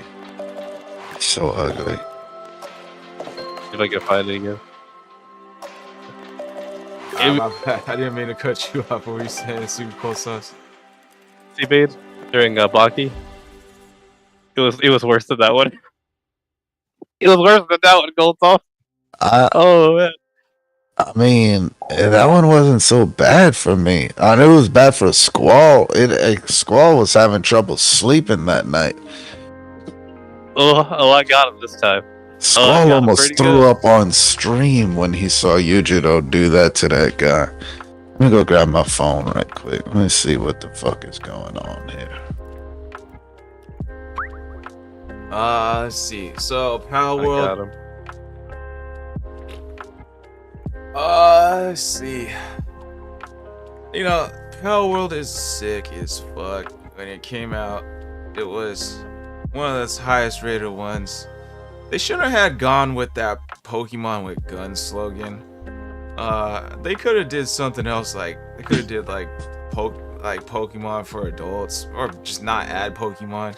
Instead, like the little Pokemon for adults, you know, that would have been cool. Yeah. Little pocket monsters for adults would have been cool. Something that like closely resembles like the Pokemon name without using like Pokemon or something like that. That would have been good. Cause like when you say Pokemon with guns, like there was a meme I saw online and it was about Digimon. Like Digimon, like some of the evolved forms, they look like Pokemon with guns, you know. Yeah. What? I'm wondering, is that butter on top of this fish? I don't know what it is. I don't know what it is. Squall, what are you All I- like freaking out over this for? Like, you never had fucking cuisine? Like, you telling me you never just put a whole fish in a pan and covered it? And Dude, it looks disgusting, bro. Like this whole skin just blows up. Like, dude, at least full they of air. cooking it. I know motherfuckers that just eat them right out the bayou. Bro, I'd I've rather seen eat it that. right out the bayou than see that. No, I'm kidding. I don't know anybody that Just does like that it. shit. See that more? I've seen a guy turn a fish into a pipe though and smoke some pot out of him. That's disgusting too. Yeah, Not it as is. disgusting as that video, but still nasty. There's nothing nasty about this. Oh, it's nasty, alright.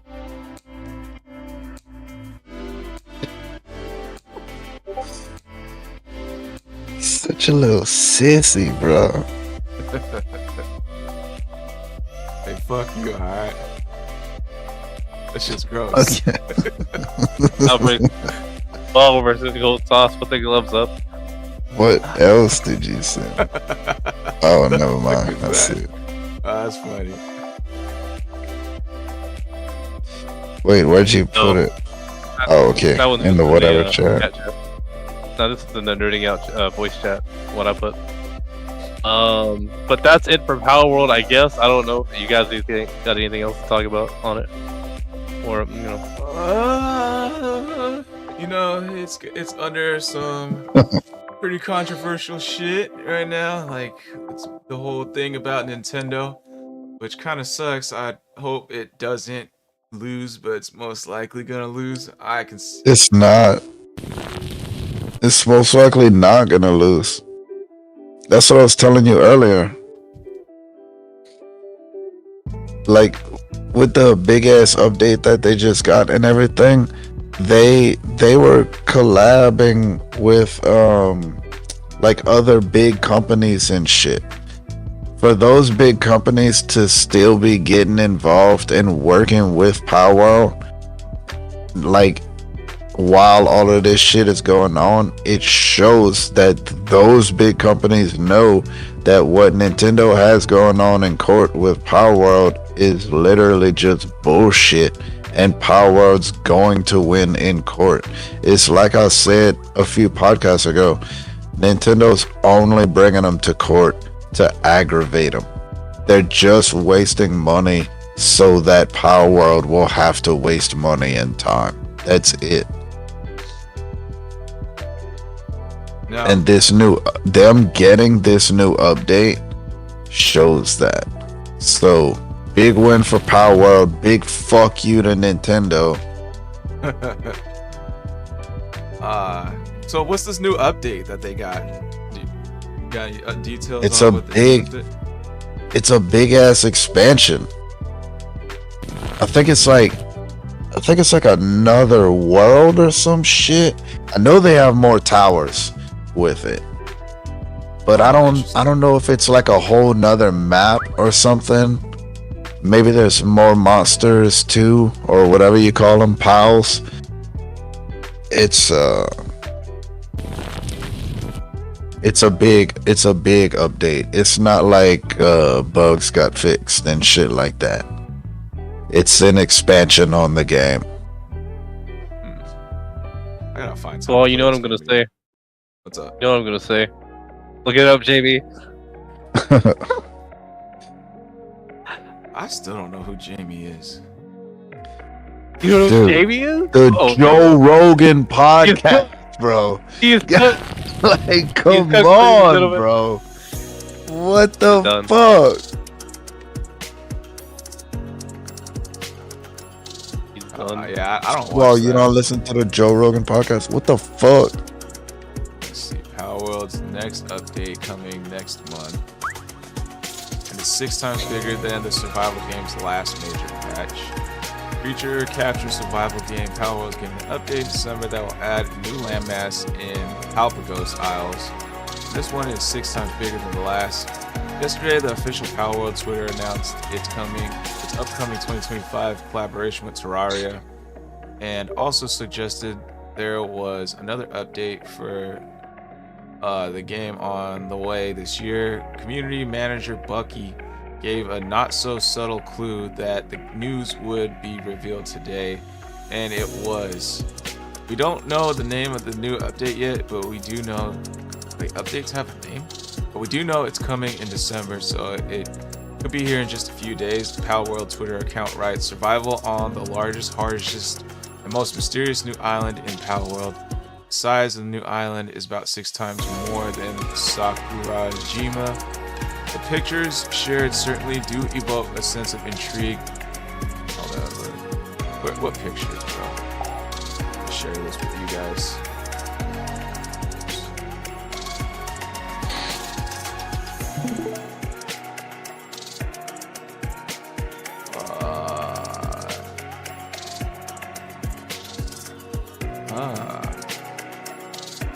These are the pictures.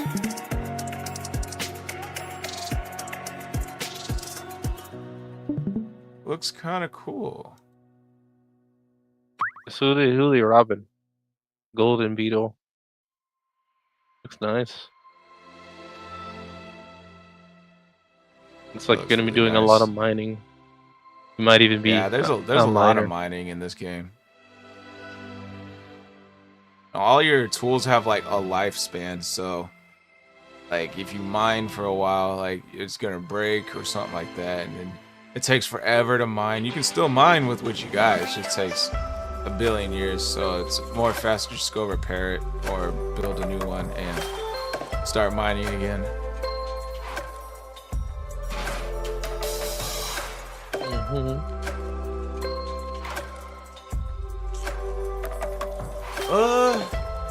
Very interested in seeing what the new update will have. I might hop back on to Power World and see what it's got. I still haven't explored the first update. I've been lagging on that one. Unless you have a world with someone. Yeah, I had a I world. was that only was playing single player. I had a world with the homie. What's his name? Games with Lugu. There we go. Ah, I got you. I thought it was the one and the other, but we're good. Yeah, it was BGM Okay. as well. But I think the owner of the world is Games with Lugu. Alrighty. I'm not joining BGM's fucking world. We can make a great Nimbus debate Power World fucking world. Blaine said he'll play it. Oh, then you can box him in there. But he can't die, you know?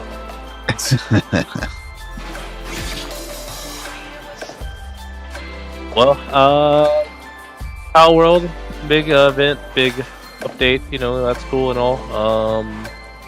What we got?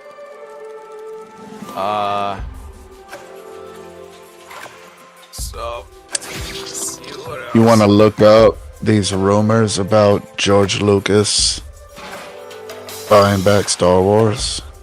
Might need to say that for Sensu talks, actually. Yeah, we'll save that for Sensu Talks. Oh yeah, good idea. I don't really want to go too much into detail on like Nintendo suing them. Other than I hope Power World comes out on top because I like the game. That's just my personal opinion on it.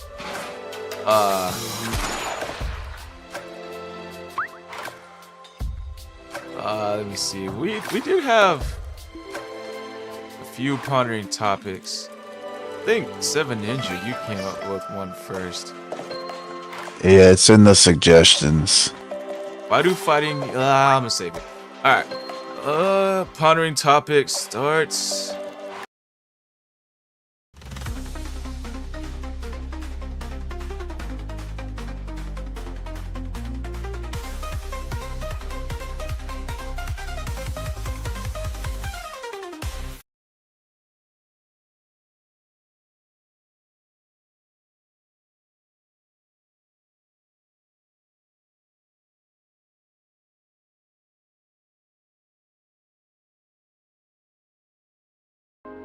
All right, we are back. So pondering topic. I'm looking at the list. Why do fighting games numbers drop so fast after a few weeks at launch? After launch. We can go around in a circle and give our opinions first. Seven Ninja, you want to go first or last since it's your topic? Well, that was my question, so I'd rather you guys go first. Alright, so Cold Sauce, you want to go first or second? Yeah, I can go first. Because there's only, you can only get so entertained with these videos. I mean, with these games. There's only so many combos that you can master. There's only so many challenges that you can find that will make you go, I gotta do this.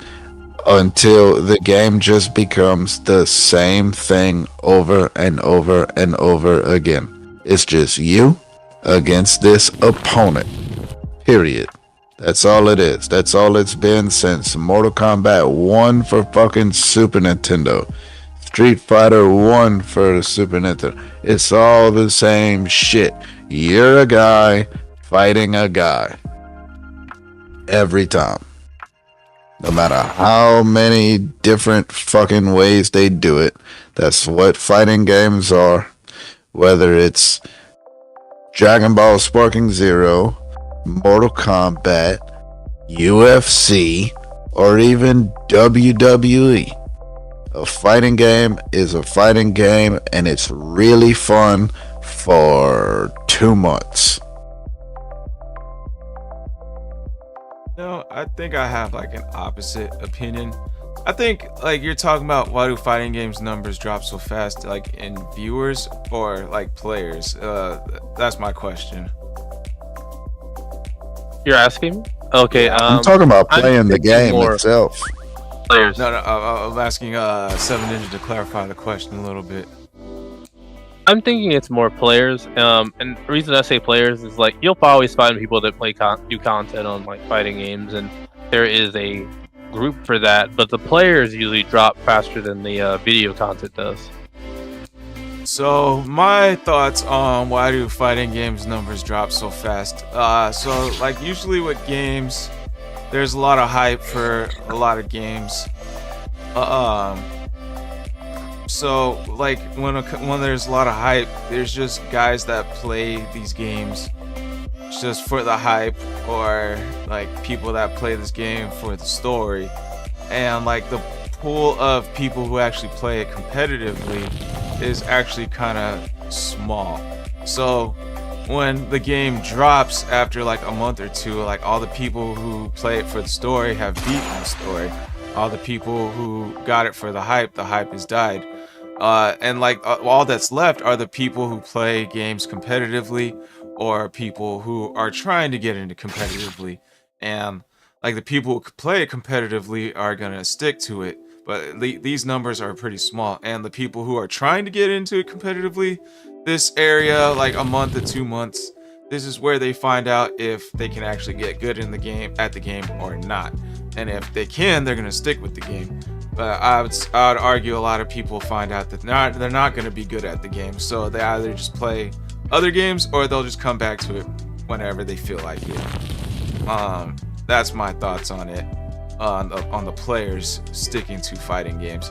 And like I also think this is like a normal trend with a lot of games, like not just fighting games. Like, you know, Power World, there was memes out there where like, yo, the player base died after, like, it's only 10% of the people that are playing this, or only like 50,000 people are playing this versus like a couple million or whatever. And like I would argue the same thing with like Black Myth Wukong. I think there's a lot of hype for Block 6. I'm pretty sure that this player base is gonna die. We're gonna see some updates about this like soon. Like a lot of games that I feel it's just like normal. That's my point. Like it's a normal lifespan. All right. The way I see it, it's kind of tagging on to both you and Cold Sauce with what you guys said. There comes a point when you're playing a fighting game that you have to ask yourself, am I going to go further than this? And what I mean by that is that you like to hop on sometimes with your buddies and play, but you know, there's other games, there's other things to do, and it's just, there's going to come a time where you have to say, I like this game, I've beaten the story, I've done the arcade, I've unlocked the stuff, but do I still like this game? Do I still want to try to improve? And your answer to that question is going to keep you on the game. Now, we see a lot of people that play competitively. Like you said before, you know, people that want to play competitively are going to keep going. A lot of people are going to play competitively, but the problem is that if a new character comes out, it completely destroys the, I don't want to go with the word meta, let's go with balance. It completely destroys the balance. Sometimes a character can be too weak, it needs to be buffed. Sometimes a character doesn't have all the tools. Like, all these things can happen. And with other games, there's always something else to do. But with a fighting game, there's literally nothing other than fighting you can't do. And so, the flaws of that game are start showing then. Any possible issue. This is why, like, a lot of fighting games, like, it gets a little slow on the balance passes, but like a lot of fighting games may even do like balance patches faster, just simply because they're finding issues within the game over and over. And so they kind of have to fix these things, because literally this is all your game is. So kind of have to come out with a 10 out of 10 game immediately and hope that you've gotten every bug and you fixed everything so that everything feels kind of balanced. But if it's too balanced, then the characters feel too same. And if the characters feel too same, then everyone's just going to go around maybe the best possible character. There's not going to be any real flair, nothing really enjoyable about the game. So we kind of have to, I would look for FGC and see where that takes you. Or fighting game community. And so it's kind of like, the question is always going to come up. Even if you're the kind of person who watches it online, the person who watches tournaments and watches like videos online is going to desire to come back to the game. So the question always comes up to you, and it'll always be this: are you willing to go past this point of casualness and starting to come to this level of competitiveness? Are you willing to go past that point? If you're not, you're going to drop this game. But if you are, you're going to keep going. So, yeah, I agree. That's with what that. I see. And it's like how fast is everyone else improving, and like, are you keeping up with them too when the game drops? Mm-hmm. Like, for instance, Fighter Z, I dropped that game after 2 weeks because, like, at first, like, I was like keeping up, getting some wins here or there, and before I knew it, like, I'm getting stuck in infinite combos, and like I can't get out, and like it's not fun. Like, I dropped the game because like after like 3 battles, I was down for the count, like every fucking time, like just non-stop combos. And I was like, bro, this fucking sucks, bro. I don't even know how they're doing these type of combos, and like I don't get a chance to learn, because as soon as I get hit once, that's it, I'm done. So I gave up that game. Like But I know they got a new update where there's no more infinite combos, so they nicknamed the game Fighter Z2. But like, it's been so long since like I played that game. I was like, I'm not even bothered going back into that game. Like if you're picking up Sparking Zero now, for instance, I don't think you're gonna get stuck with some infinite combo guys right off the bat if you're doing a ranked mode. You know, like they do a decent job of balancing who should you be fighting against in rank, like early on. Like I'm now an A class fighter in ranked, and the lowest they're putting me up against is like a B, a high, like not high tier B, low tier B fighter. So it's not bad. Other than that, I think Sparking Zero will survive though because it's a party game first. I honestly think, and you talk about those mock battles you can, so those mock stories you can make.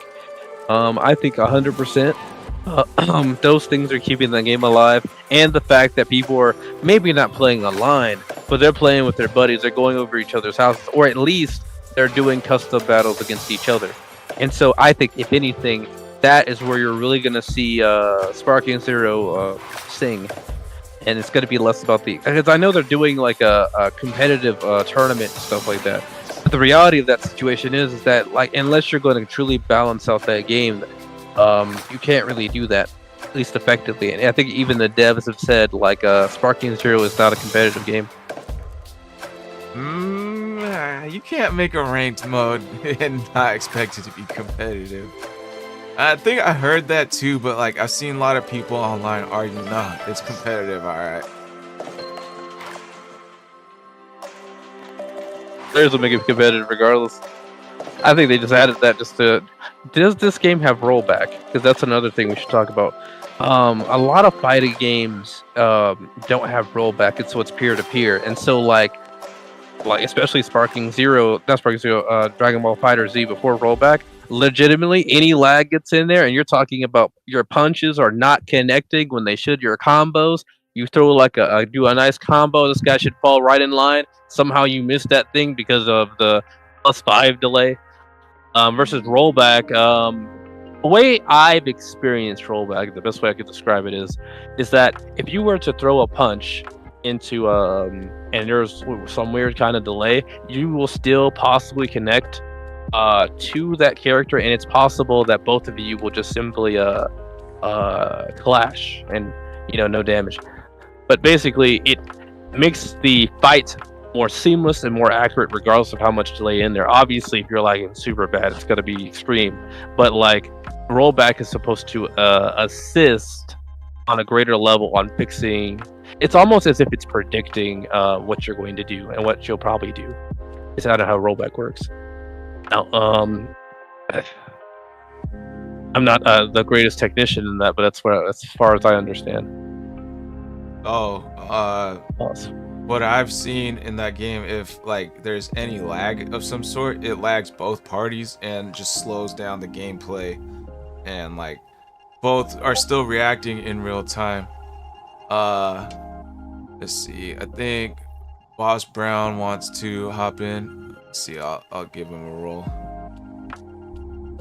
Yo, Ken X. Alright, you should be able to hop in now.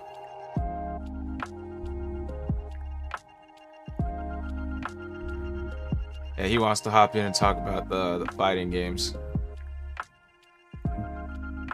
Speaking of fighting games, your friend LeJ is asking you to play Brawlhalla. Yeah. It was good. What's up, Boss Brown? Okay, we're good. We're safe. Bless. Everyone all good? Yeah, you're good.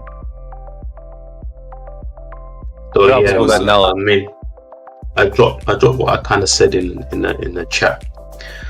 But look, at the end of the day, I'm someone who plays fighting games a lot, and I'm well into, as Squall would tell you, I'm well into the fighting game indie scene. I'm well into like retro fighting games and all that, and I show people all these different kind of games that are out there. And all I'll say about this question or this subject being brought up is simply that mainstream fighting games are garbage these days. That's just kind of how it is. We never had these problems when Street Fighter 4 and Mortal Kombat 9 were around the way. People were playing them all the time. The netcode was absolute garbage on both games, and yet the playability stayed strong in them. Everything after that has just become a lot worse. So all of this stuff about, oh, it's because the online's garbage, or it's because, you know, people can only go so hardcore, and if all of those are irrelevant arguments. You had skill levels of all kinds on both of those games. When the game's good, people will stay. When it's not, people will leave. It's that simple, you know. That's why back in the day, Tekken 3 was such a big game. Everyone was on it all the time. You know, you can go back and you can pick out the big games, and you know, regardless of the skill level, people were playing them all the time. It's just that simple.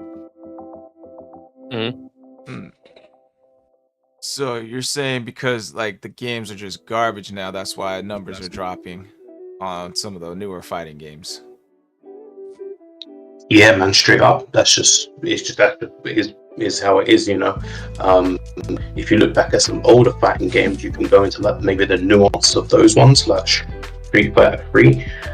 First Strike, you know, somewhat popular between certain types of heads now, but before First Strike, where it became, you know, quite like balanced out in a way, the game wasn't really that hot because the previous games in that iteration in Street Fighter 3 weren't all that, at least to most people. So, you know, there's some nuances that you can look back here and there about how games evolved and stuff like that. But yeah, generally the new games are just kind of garbage, man. So people aren't really interested in them, you know, and that's how people go in there. They're not as interested as people claim. You know, I think a lot of people just want to make kind of excuses for these games because they see these trends without actually thinking, oh, actually there were these games back then that had never had this issue or these problems. So, you know. Do you feel the games are easier now versus before? Combo stuff are easier to do. Characters, in some fighting games, characters have different healths, things like that play a factor. Maybe even gimmicky stuff. I mean, yeah, sure, the fighting games are easier. I don't think that really plays into a factor of this particular subject though. Street Fighter 4 and Mortal Kombat 9, or maybe not Mortal Kombat 9 necessarily, but Street Fighter 4 is a good example. That game is easier than some of its some of the previous Street Fighters. It was a game where, you know, when you understood it, it was basically knock down your opponent and mix them up. There was a lot more combo. There was a lot more kind of mainstay kind of play in that game. There was a lot of jabbing. There was all kinds of combos. So, you know, easy to hard. You could just do easy ones, get the knockdowns all the time. It wasn't really that big of a deal. There is some like obviously high level stuff in Street Fighter 4, but it's not like the most difficult Street Fighter game. Not a mouse, not at all. So I really don't think that you know, how difficult a game is in any direction, whether it's easy or hard, really plays into this whole subject in any way, shape or form. No, I hate to keep bringing it back to like Sparking Zero, but like I wouldn't say Sparking Zero is garbage. I don't know if that's just the inner Dragon Ball fan in me just really liking it. It's more of like there's like a instant sparking mode and an unblockable ult which with top-notch characters that can take out half your health. And that to me, like a lot of people like to spam these moves, and that it's more of like the player base taking advantage of this rather than actually like the game mechanics that makes the game like unfun to me, if that makes sense. But I'm still here playing it because, like, you know, my ego won't let me like not put it down, or won't let me put it down. And like I've like looked up videos on like how to like counter these things. Like I still see lots of people like these lots of people are uploading videos on Sparking Zero. Lots of people are viewing these videos. So it's like even though like I saw like the online post saying like 10% of like the player base is still playing this game, I'm still seeing lots of content, lots of people viewing this content and stuff like that. So I mean, I don't know if that would be an argue in favor for it being not garbage, because that's just my personal feelings on it. Like I don't think it's garbage. Like how would you respond to like that type of like response, Boss Brown? So what was the kind of point you was trying to make? You trying to say that because the mechanics are geared towards a more easier experience, that it's more of like what makes the game garbage to me is like the players taking advantage of like this instant sparking mode that does an unblockable ult, and that's not really like, it's more of like my complaint about the game is players just using cheap tactics. And then like I'm arguing that to me it's not garbage because people are uploading lots of content on like, let's say, YouTube, and lots of people are viewing these kind of content, like how to get better at the game, stuff like that. So would that be like an argument for Sparking Zero not being garbage? I guess that's my question to you. I mean, I don't know too much about Sparking Zero. Unfortunately, I haven't touched the game. I've seen some stuff on there. I would say that if people can see that there's like a deeper way, that what you're particularly talking about, maybe it looks bad, but it's actually not that deep, then it's probably more of an argument like for the game being good. You know, I'm sorry, I'm not too sure about Sparking Zero at all, but we can like talk about something that's like more maybe in line with where we was leaving off, like Budokai 3. That Budokai in general, but Budokai 3, that is a massive game. Everyone was on that game all the time, you know, and most people don't even know how deep that game goes. You know, I'll show people some things that you can do on Budokai 3, and they're like, whoa, that's absolutely crazy. You know, all the cancel combos for the people in here who know, you know. You know, a lot of people on that game were just doing, you know, your jab, Kamehamehas a lot of the time, innit? Trying to do the fast stack into the beam. But people, you know, were loving it all the time. You know, in that game, you had a whole massive part of that community playing that game that didn't even get into the deeper side of all the cancel combos and stuff like that. So it's true. Did you guys play Budokai 3 Hunter and 7 Ninja, like on PS2? I'm remembering there's one where Cell's on the front of it, and it's like the cover art's like kind of reddish. I'm trying to remember what game that was. That's the first Budokai. I played that one, I think. That was the only good one. All the other ones fucking suck. Everybody keeps talking about, oh, Budokai 3 is the best DBZ game. This and that, blah, blah, blah. Y'all shut the fuck up. It's Dragon Ball Xenoverse 2. It's the best one. It's the only one worth playing. That one was cool. It had a great concept. I actually did like Budokai 3. That one was my favorite one. Like, of all the old school ones, that to me was the top one. Yeah, it's definitely about Budokai 3, man. Definitely. Let's see, because like Budokai 1 was kind of simple mechanics, like fighting mechanics. I mean, I still love the game. Budokai 2 was like pretty much the same thing, but they kind of updated the graphics, added a couple extra like mechanics. And then Budokai 3, they like not severely changed it, but it was noticeable changes, like with the whole key system they had going on. Some of like the you punch them away, you can teleport behind them, and they added Dragon Rush. They added like some cool like key elements to like the game, like fighting wise. Oh, and then they added like dodging, where like if you tap the X button instead of hold it, like where you block, if you tap it, you start dodging it, like when you're getting hit with like physical attacks and stuff. So that They was also importantly added teleport dodging, which is Yes. extremely important. Overall, I'd say this is a good thing to bring up. Budokai 3 at all skill levels highly refined the game. Even at a basic level, the game was highly refined from Budokai 1 and Budokai 2. And that's why Budokai 3 has just kind of become the mainstay and the staple. Even over number 4, I forgot what number 4 is called now. Infinite World, that's it. Infinite World. Even over Infinite World, even over all the other Budokai games that came after that, One Burst Limit and all of that.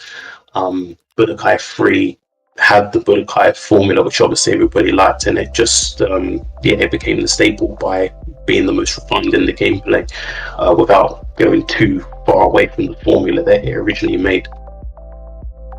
Yeah, I'm not. 7 Ninja, I think you had something. I'll go after you. I was just saying I played that. I remember the first one. That's pretty much.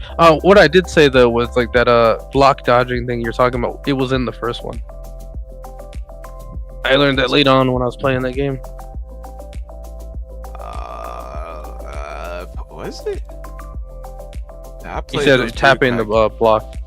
Budokai Yeah. dodging. I played those original Budokai games like religiously. I don't remember the dodging in. And you Budokai can I think you had to like hold X and then like press like left or right on the D-pad. You could start charging. Yes, hold X and double tap backwards to charge your key. But Budokai 3, like my only complaint was about this game was it came out on PS2. Like I would love to play this game online against other people. Like I wish this was the remake that came out instead of Tenkaichi 4 Sparking Zero. Like I'm not complaining. Like Sparking Zero like is pretty cool. But I would love to see Budokai 4 come out on like the current generation of gaming, so we can see like I want to play other people with like this old school fighting style, you know. It's Budokai 3, Tilgorn versus Breakthrough Cell. Yeah, I dropped a little a Budokai match of like, you know what modern Budokai 3 looks like if you want to bring it up on the screen on your stream. Maybe not. I don't want to get hit with a possible. You don't have to. copyright You don't have strike. to. I'm just saying if you wanted to show it, you can. I know these guys anyway. These I know all these guys. I'm showing you now. I know these guys. These are all in a Budokai channel that I'm a part of, and they're actually working on a Budokai 3 mod that's going to be basically Budokai 4, trying to refine the game further into the they've already kind of you can play a lot of these old retro games online now with actual proper rollback netcode and stuff, so this would be no exception essentially. So you can play online against others in this thing. Yeah, of course you can, man. Yeah, you just gotta have the right. There's a couple of emulators that you can play. I think you can even play up to like PS. Oh yeah, you can definitely play up to PlayStation games with a rollback netcode, but I'm pretty sure you can do 2 or 3 as well. So yeah, it's slowly getting it, man.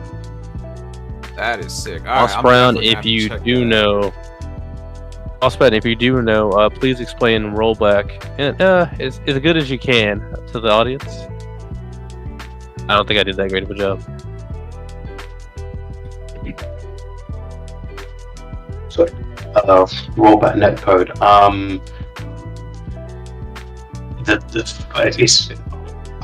don't Give an example. want to say it, 'cause I don't want to like say it and it's actually wrong.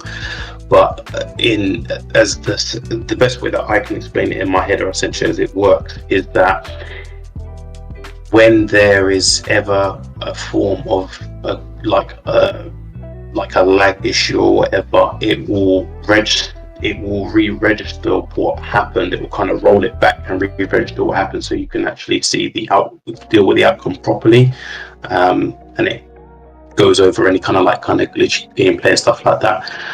It's not a perfect system, but it works so much better than delay-based netcode, which is generally what most games use. Sounds about right.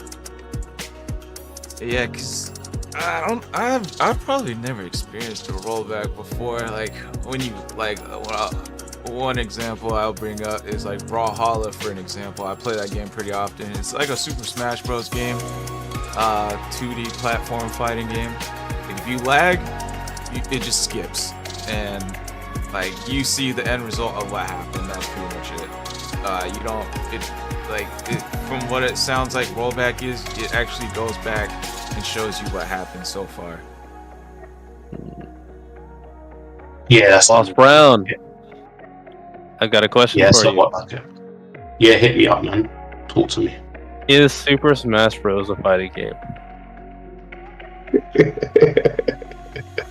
Yeah, he knows. He knows. Oh, it always comes up, is it a fighting game? Like, cause it obviously is at the end of the day, right? It doesn't matter if it's a platform fight or whatnot. It's no different from saying, is Tekken a fighting game because it's a 3D fighting game, and the real fighting games are 2D fighting games. Of course, it's a fighting game.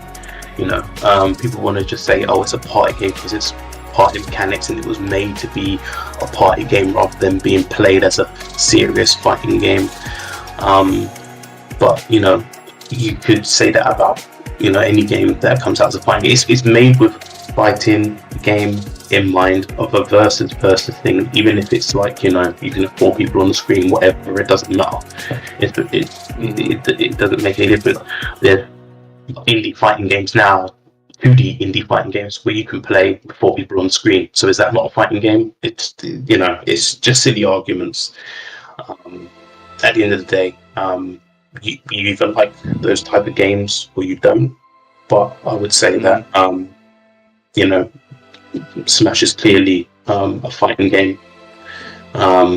Even if you go, oh, well, we'll just throw in all the items and mechanics, and like, go on then. If that's how you want to play it, you don't want to play it the way that other people are playing it, that's fine. It doesn't change exactly what the game is.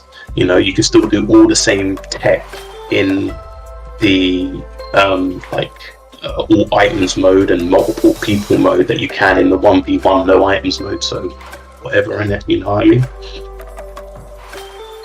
And I'm not a Smash fan either. I'm not a big Smash fan anyway. Really, you know, play Smash like that. But that's just my opinion on it. Gotcha. Why? What's your opinion on it, Seven Ninja? Is it a fighting game or not? I'd call it a fighting game. It's just I know that's a big thing for like the fighting game community, so I wanted to see what he would say. All right. My next question for you is, what is your favorite fighting game as of today? What's my favorite fighting game? Yo, what's your favorite one? Oh, Said it earlier. Tekken. No, Tekken's not my favorite. That's a tough question, and also a question that I'm not sure there's point in answering, because I play a lot of indie games, and to be honest, any of those games could take my top spot as my favorite fighting game right now. And besides Type Wild, I don't think anyone here would know any of the other. People here might not know the other indie games. You know, only I know Squall knows because he's actually seen me stream with me playing that game. But yes, unfortunately, it's one that I can't quite answer right now.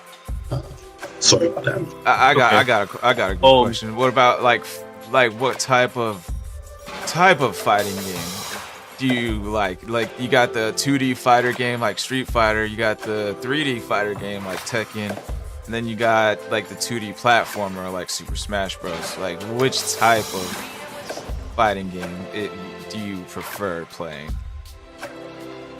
2D is 100% my preference. That's my preference out of a lot. That's not to say that I don't enjoy or like the other games. As an example, in terms of as a platform fighter, absolutely love Final Fantasy: Dissidia Duodissum.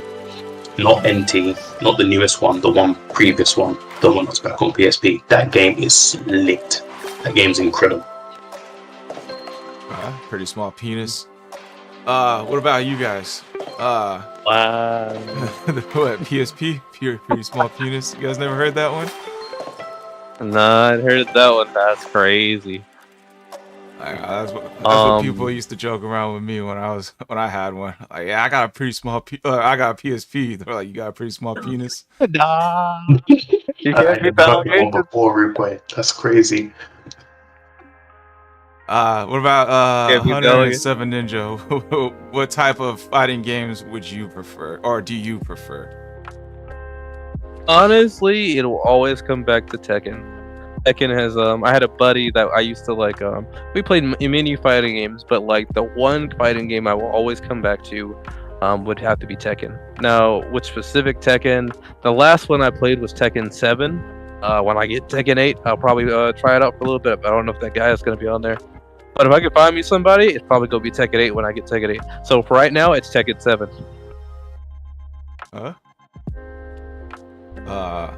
Why Tekken 7 over the previous iterations? Just So I have played 3. I had played 1, but that was kind of when I was a kid. I played some of 4 and 5. I had 6 on the PS3.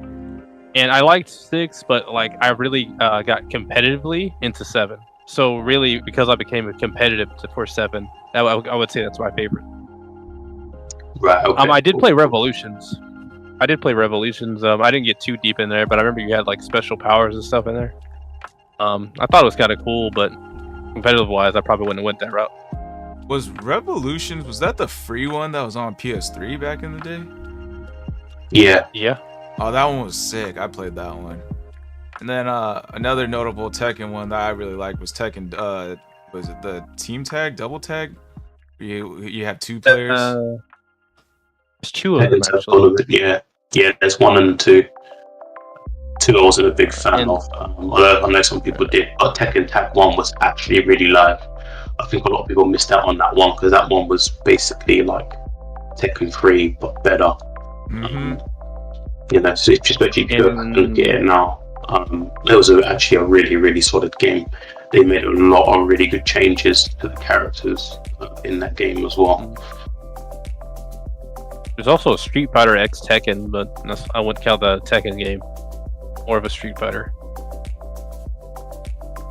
Alright, Hunter, you're up. Yeah, quite an underrated game actually. That Street Fighter X Tekken. Unfortunately, the monetization side of it kind of killed the game for people, so not a lot of people gave it a chance. Gotcha. Mr. Brown. I'm gonna go with the greatest fighting game of all time, Super Smash Bros. Melee on GameCube. So you're more of a 2D platformer fighter type of guy. Well, yeah, no, I was gonna go more in depth on that. If it's just all fighting games that I'm choosing from, I'm going with Super Smash Bros. Melee. If we're talking about the 1v1 cameras on the side all the time, fucking kind of games, then I'm going with Mortal Kombat X. And if we're talking fighting games where you have more 3-dimensional movement, where you can move around like in a boxing ring or some shit like that, I'm going with the WWE 2K13 game. And if we're going 3-dimensional, but I also get to fly around and have special powers, I'm going with Dragon Ball Xenoverse 2. I already knew he was going with that one. But like, I meant like, what type of genre fighting game would you prefer over the rest? Like 2D platformer, 2D like Street Fighter, 3D like Tekken, 3D fighter like Tekken, I should say.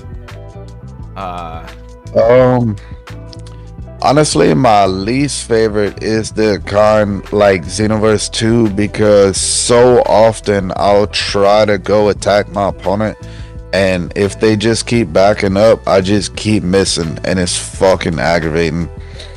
So, yeah, I mean, with fighting games, I'm going with more of the like Super Smash Bros. Just give me left and right and a bunch of different moves to go. But I don't like Super Smash Bros. Is the only one that does it like that. That's good. Like they got other games like Brawlhalla and Multiverses or whatever it's called, and they all fucking suck. Like they actually suck. Like I try to play them and they're literally just straight up trash. There's like one attack button on Multiverses, and there's 2 attack buttons on fucking Brawlhalla. It's just aggravating and it's stupid and it's not fun. And it can't be fun because there's not enough shit to do in the game that can make it fun. So, yeah, fuck those games. I like your list, man. Anyway, it's a wild list. I like it. Out there. What's up? No, I like this list of games that he listed off. It's a wild list, man. I like those games too. He's talking shit about our game, Seven Ninja. Nah. You're the Brawlhalla guy. You're the Brawlhalla Multiverses guy. You had the 700 wins badge or whatever, bro. And why did they? I forgot why they did that. Like there was the original version, and they brought it back. I don't even really feel like much changed, honestly. Just kind of the network. I wish PlayStation All Stars had more polish into it. Bro, that game actually had some interesting ideas. It really did. There was a lot of things I enjoyed about that game that could have been serious. Yeah, I played that game hardcore, bro. I was a Sly Cooper main and a Nathan Drake main on that game. It was beautiful. Oh, I hated Nathan Drake, bro. Don't fight a good Kratos or a good Dante, though. Oh my god. Oh boy. That was a tough time. I like Dante, but he was too combo based. I hated combos. I was Cole McGrath, not the evil one, the good one. I really liked the good one. He was sick as fuck to use to me. Mm-hmm. Who's your main in PlayStation All Stars, Fox Brown?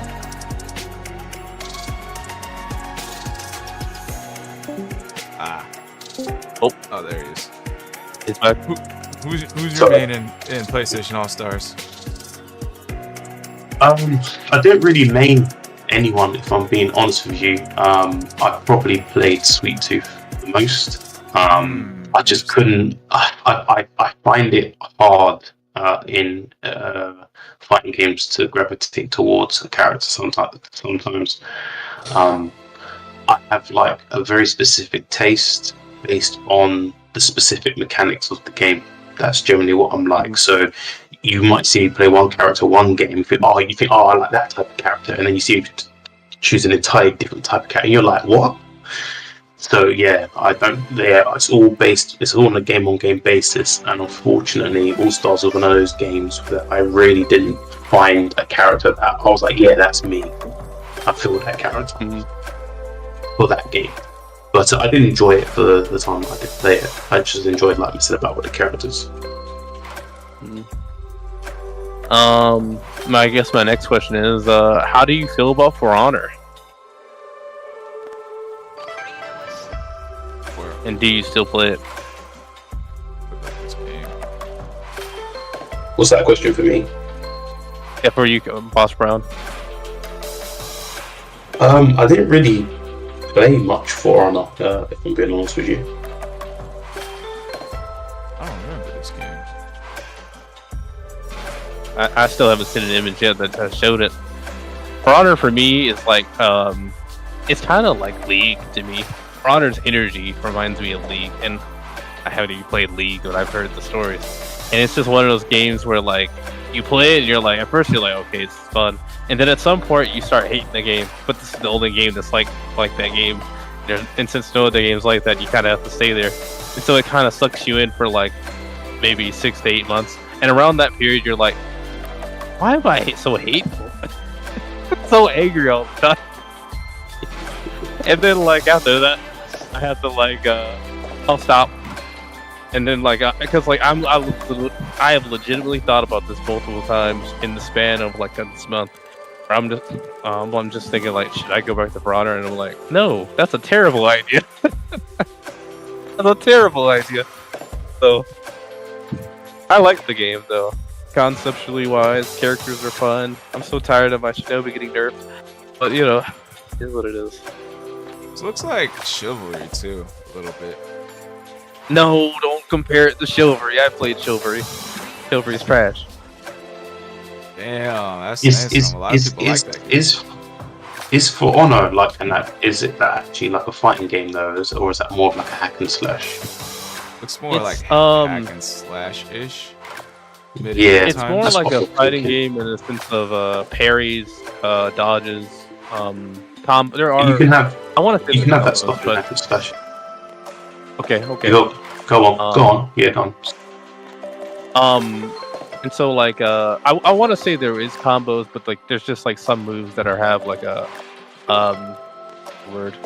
some moves are just natural combos versus some moves like you kind of have to fake someone and then going for another striker. Basically just fakes. Oh. I consider it a fighting game. I'm just not sure if it's always altogether called one. And I technically, yeah. Sounds like you're calling Dark Souls a fighting game. Yeah, definitely not a fighting game. Definitely not a fighting game. It's a hack and slash. Like I think. Yeah, I agree with Stiff Chocolate. It's a hack and slash. But people hear the hack and slash label and instantly think that because it's hack and slash, it's immediately a non-competitive game. It's just a kind of like, bash your head around it. That's not what it necessarily means. Things like the Souls games are what you would say are more somewhat competitive hack and slash games. For me personally, although I wasn't a big fan of, or I haven't played a lot of For Honor, and I'm not like the biggest fan of Chivalry. I played a game known as Pirates versus Vikings versus Knights, PvK, and that is a hardcore game, and that is a hack and slash competitive game where you face people that's around, kind of like you've got different game modes, but you fight each other all the time, and it's a great game, and it's super hard. It was like real hardcore back in the day. It's still about now, but there's not as many people out. But yeah, if you want to download the game, I think it's free. It's free to play. I'm pretty sure. So I think you can just download it on Steam. Which game? Pirates versus Vikings versus Knights, PvK. Oh, Pirates. Yeah. I feel like I've seen this before. That came up for Chivalry and all of that. Is it crossplay? Think of it as a what's that FPS game that's famous on Steam? Team Fortress. Think of it as Team Fortress, but as a hack and slash game. Oh, Pirates, Vikings, and Knights. Is that the same game? That's what he just said. Yeah. Okay. So, like, I saw two different things online: Pirates versus Vikings, and then Pirates, Vikings, and Knights too. But yeah, it looks like it's crossplay.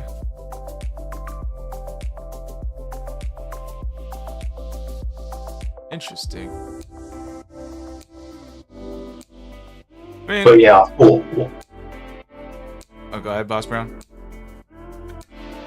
No, you say what you're saying, and I'll go for it. I would consider a hack and slash kind of like a sub, like, category of fighting, like sub / separated from fighting. Because like when I think of fighting, I think of like hitting, punching, and stuff like that. Hack and slash, I think of like Devil May Cry. Like technically, yes, it does have fighting and stuff like that, but like when it comes to like meta mechanics and stuff like that, like I mean, I didn't really give Dark Souls too much of a try, so I can't say if it has meta or not. I'm sure it does. But when I think of like Devil May Cry, there's not much of a meta in that game, and like there's like a little bit meta in like games like Chivalry 2. I've played a little bit more Chivalry 2, and I could say there's more meta in it than Devil May Cry type of hack and slash.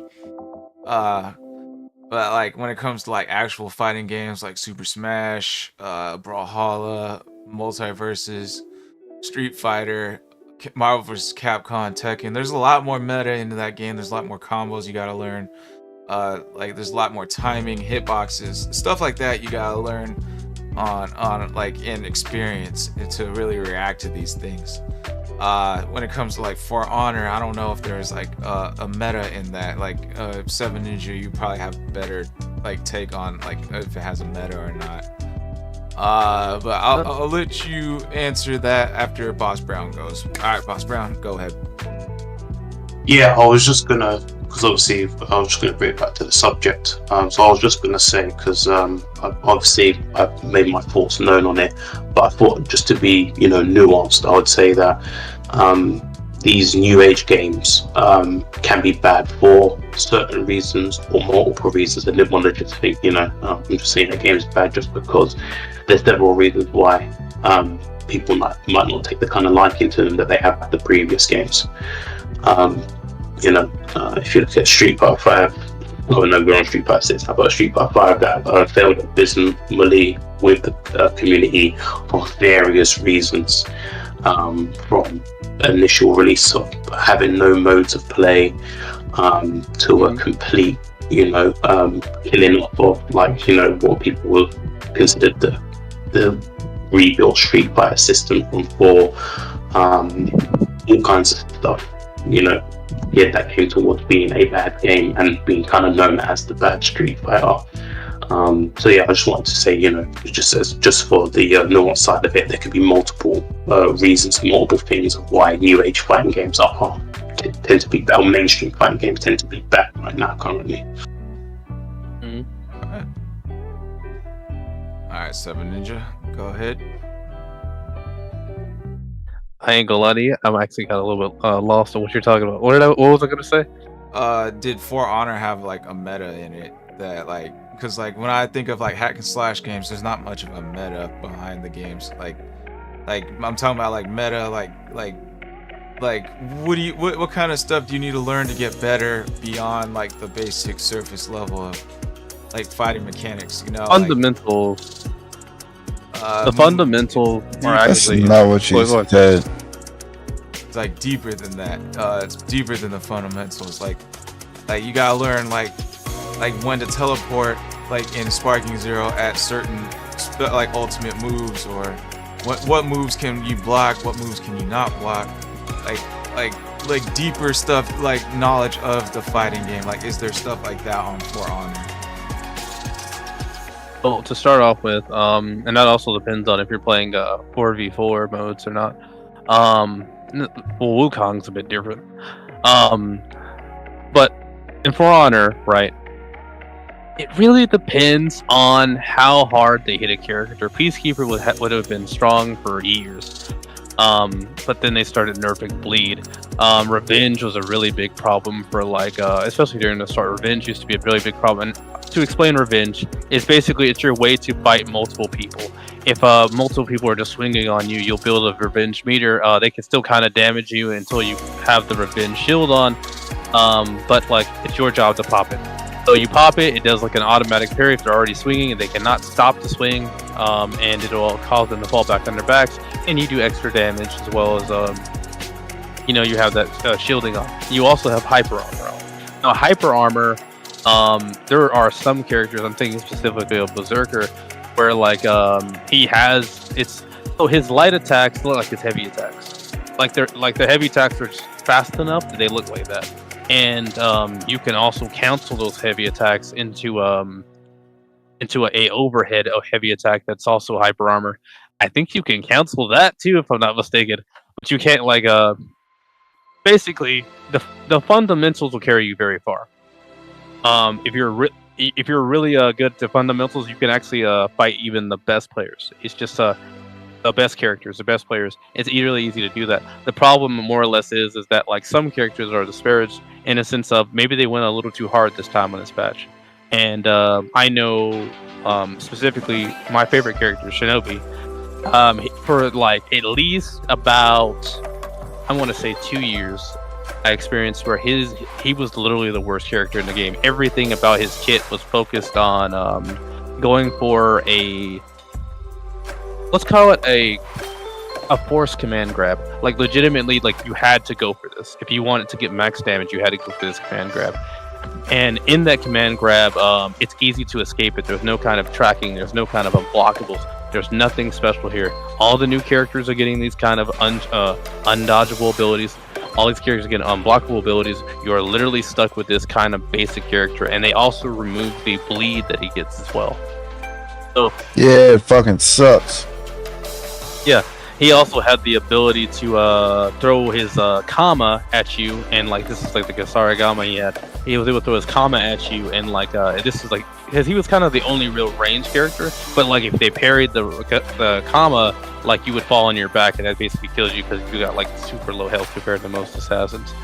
I would say that the meta, while the meta does shift, assassins, at least in the early days, were the strongest.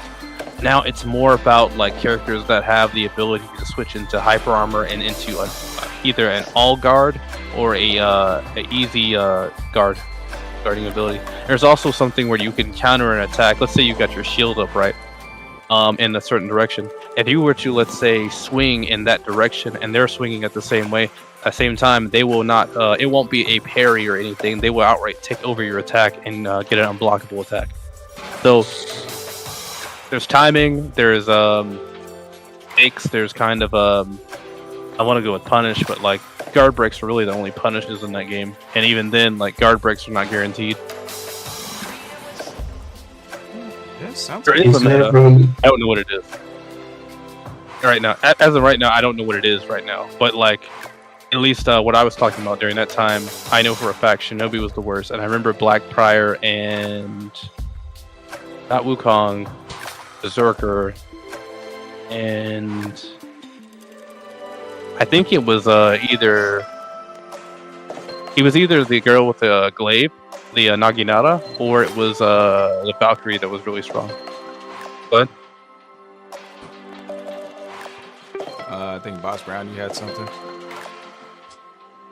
Yeah, I was just gonna ask, does For Honor have like omnidirectional attacking and blocking and stuff?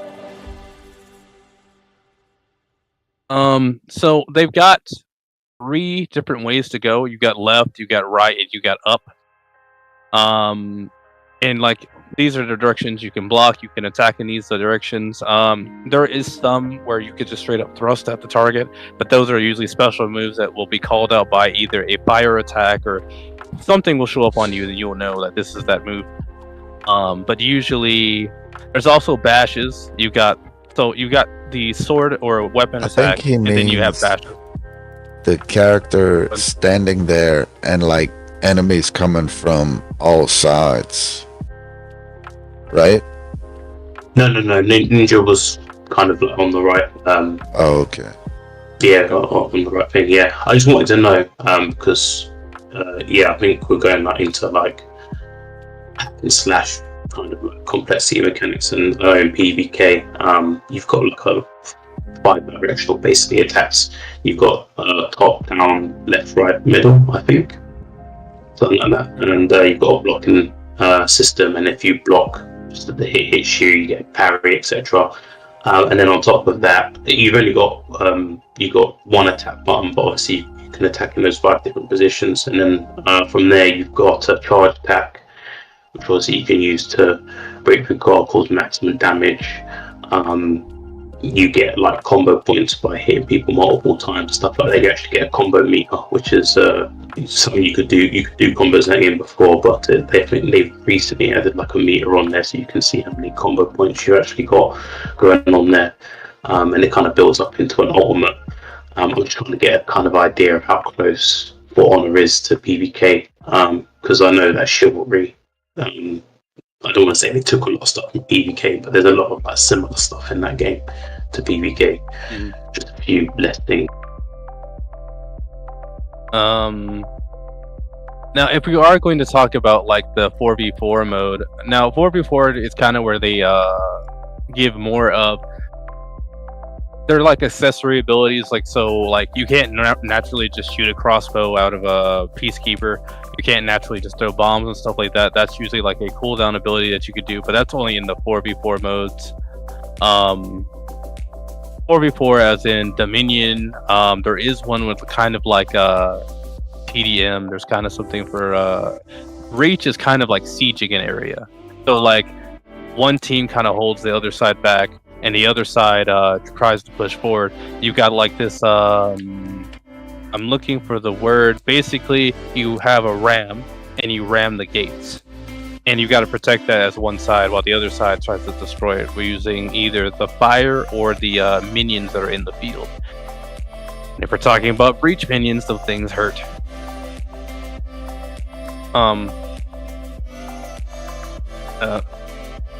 Ask me a question. Maybe I'll be able to answer it. It does sound like there is a lot of meta from what you explained. Now just my question is, does meta mean fighting, like boost it up to fighting, or does it bring it out of the hack and slash category for me? That's just my thoughts on it. Yeah, I don't think meta really matters of whether it's classed as a fighting game or not. I think it's what type of meta is it going to make it considered that way. There's a hack and slash meta, and that is, to be fair, quite a newish thing. I think hack and slash were a bit more face rolly back in the day. But yeah, there is a meta that is clearly for hack and slash, and then there is clearly what is a fighting game meta. And if you've got a lot of simple fighting games out there, they have their own meta as well, you know. I was thinking of one that's on Steam. It's funny, we was talking about the Power World lawsuit with Pokemon thing, and instantly in my head I thought of there's a guy who made a game called Yomi. Your only move is hustle. And oh yeah, I know that game. Or he was threatened to be sued by a guy who made a card game called Yomi, which he also made into a fighting game, which he had no grounds to even attempt on. And the Yomi guy should never have backed down from it, but that's a whole different story. But that guy's fighting game is a really simple fighting game. It's not a good fighting game. Yeah, that's a simple fighting game, and it has a fighting game meta on it. So, you think Your Only Move is Hustle is a fighting game? I could see it. It's kind of more played out like by turns, but like in the end, you can see the whole battle. I wasn't referring to Yomi. I know that's a bit more controversial because it's like a turn-based fighting game. It's very strange. I was perhaps referring to the guy who had the card game who was gonna sue the guy who made Your Only Move is Hustle. He's got a fighting game of his card game, but I forget what that game's called. Ah, gotcha. Okay. Yeah. Yeah, this game was a pretty cool game. I liked Your Only Move is Hustle. Other than that, I don't really have too much more to say. Does anyone got any final thoughts on why fighting game numbers dropped so fast after a few weeks after launch? I'm good. What's up? No. Alright, Boss Brown, got any final thoughts? I think I will say, I think it's very difficult to make a good mainstream fighting game. I think there is a lot of pressure making it. I think every part of it is expected to be good. I've played, as I said, the gameplay of my indie games are fantastic. I enjoy them because the gameplay is fantastic. It doesn't mean they're perfect in every single way. Type Wild, for instance, not perfect in every single way. It has its issues. And I think if a fighting game isn't top notch of the mainstream side of it, it will just fall off very, very quickly. And I think it is a very difficult thing to do. KOF 15 is probably quite a really good fighting game. It's not like it's got the biggest player base or anything like that. So yeah, I thought I'll just add that in there. It's probably very difficult for a mainstream game to keep their numbers quite high without making an absolutely spot-on spanking game. When you talk about Street Fighter 4 or Mortal Kombat 9 or Tekken 3 or whatever, these were absolutely top of the range games in every single conceivable way. So I just think at the same time, as much as I do give these games a lot of ish for being crap on doing certain things wrong, it is difficult to actually make mainstream fighting games that good. My final. Well, Go ahead, Seven Ninja. before we finish this topic, Boss Brown, you mentioned you had been playing some indie games. Just for the audience, if you want to mention a couple of indie games that you've been playing or that you have some faith in, that'd be good. If you want some recommendations of indie games to download, I can give you some all want the new ones. Pokemon Type Wild, because I know everyone has Pokemon on here. I've got a few videos of me playing that on the channel. If anyone wants to have a look at what that looks like. Very interesting game. It's kind of like Pokemon Street Fighter First Strike. It's got all its own mechanics. There's like 9 characters. Each character has 3 of their own unique assists. And yeah, that's the gameplay experience of it's just amazing. Other games, I've got someone who's made their own kind of Street Fighter game called Street Fighter All Stars. You can type that in, you can download it. Again, the gameplay is absolutely fantastic on that. Everyone I show it to, like fighting gamers, say this is what Street Fighter 6 should have been like in terms of gameplay. I don't even think no one actually thinks 6 is that bad for gameplay, but yeah, this game they really got it right. They took the kind of best mechanics from other Street Fighter games, put it all into that one. They kind of made the best version of the characters that they have ever been, and they've added their own kind of flavor. The most newest thing that they added of their unique flavor in there is they took the old formula of beat 'em up games, desperation moves, where you press 2 buttons and you do like an invincible move. They took that and actually gave each character in that Street Fighter All Stars game one of those type of moves that cost health, but you only press 2 buttons to use it. And it adds a lot of really interesting playability to the game, playing around it and using around each character. So yeah, really recommend that one. That's coming up to the guys are going to release the finalish version of that. I'm helping Iron out, or giving him a few advice or things to help him iron out that game. But yeah, going down and upload that from Street Fighter All Stars. Another one, Last Bout Stars Will Clash. That's another game you can just go and download. In my opinion, it's the Street Fighter 2 of the modern age. It's an extremely really well made game. I will be playing some of these on my channel at some point. The only issue with these games I'm mentioning are there's not like great like online choice with those ones. If you're looking for something like better online, if you're a fan of like something like Samurai Showdown, there's a game where you can get on Steam called Vanguard Princess. Very good game. This anime girl's basically in Samurai Showdown format, but the gameplay I would say is vastly superior. We love that. To Samurai Showdown. You love that. Good. Yeah. Other games with good online. Punch Planet. Guys always continuously working on that game. It's a sci-fi fighting game. The guys creating the whole kind of lore around it. Really good netcode. They were a big fan of Street Fighter 4. They've kind of done like a similar gameplay mechanics to Street Fighter 4, but kind of affected it in a way. It plays really nice. Yeah, I could continue on. I'll tell you what. I will mention Super Crazy Jam by a guy called Wu. That game's absolutely awesome. I'm just kind of like getting more into it myself.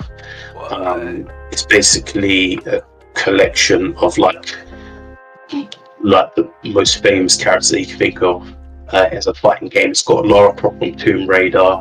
It's got Leon from Resident Evil. Yeah, it's got Goku in there. The gameplay. I was gonna play it. It's like King of Fighters, but done really, really well. The guys really thought about the mechanics in there. You've got a next season coming out as well. They've even added. He's on the way out in the next version. Anderson Silva from UFC. Holy shit! sick. I'm playing it. How do I play this? Honestly, Is this on Xbox? Jam is probably the biggest fantasy indie fighting game that you can play. Definitely worth going and downloading, guys. It's free. The guy's called WOU Woo on YouTube if you want to check out his channel. Hot game.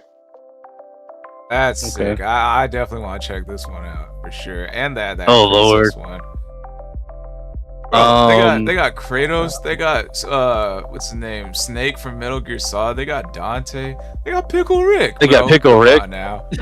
Oh, because we're all anime fans as well. I best just mention it because otherwise people. I don't know who's a fan of One Piece.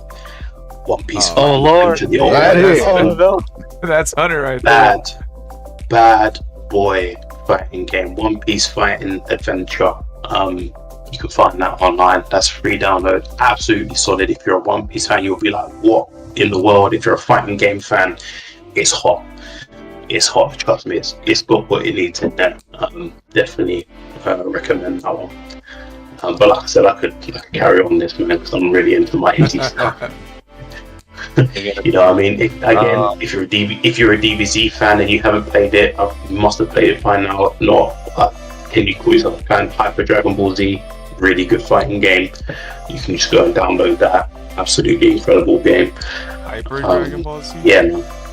Hyper Dragon Ball Z, yeah. Notice how I didn't pull up the One Piece one. What's the One Piece one called? I didn't hear the name of that one. It's called One Piece Fighting Adventure. Is it on Xbox? Nah, it's No. It's a PC game. You can just download it for free.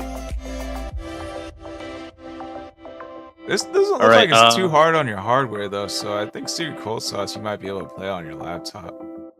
Maybe. I can't even run like fucking Discord on my laptop. Yeah, these games are not. These games do not hit your hardware very hard at all. So if you're just like downloading. I think Discord is kind of heavy, a little heavy on your PC. Like especially when you're doing like you're showing your camera. So like it might be like this might run like do less like stress on your hardware than like Discord.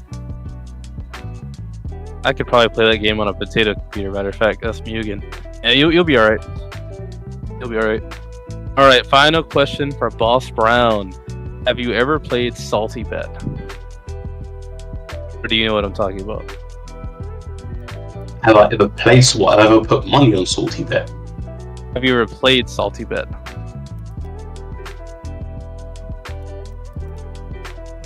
I think I told you about this goal. Nah, I don't think so. I think I'm confusing it with something else. I thought you meant the kind of Mugen betting thing. Yeah, you know what I'm talking about. Else. Oh, that is what you know you're what I'm talking talking about. Yeah. I've watched it. I watched it like I haven't watched it for ages, but I did watch it a couple of times. I've always found it interesting. But personally, I don't know quite understand how it works. But personally, I've never put any money in it or like played a character on it. I don't quite know how it works. I always just thought it was two random characters CPU. I mean, you probably know much more about it really better than I do. I can give it a brief summary if you want.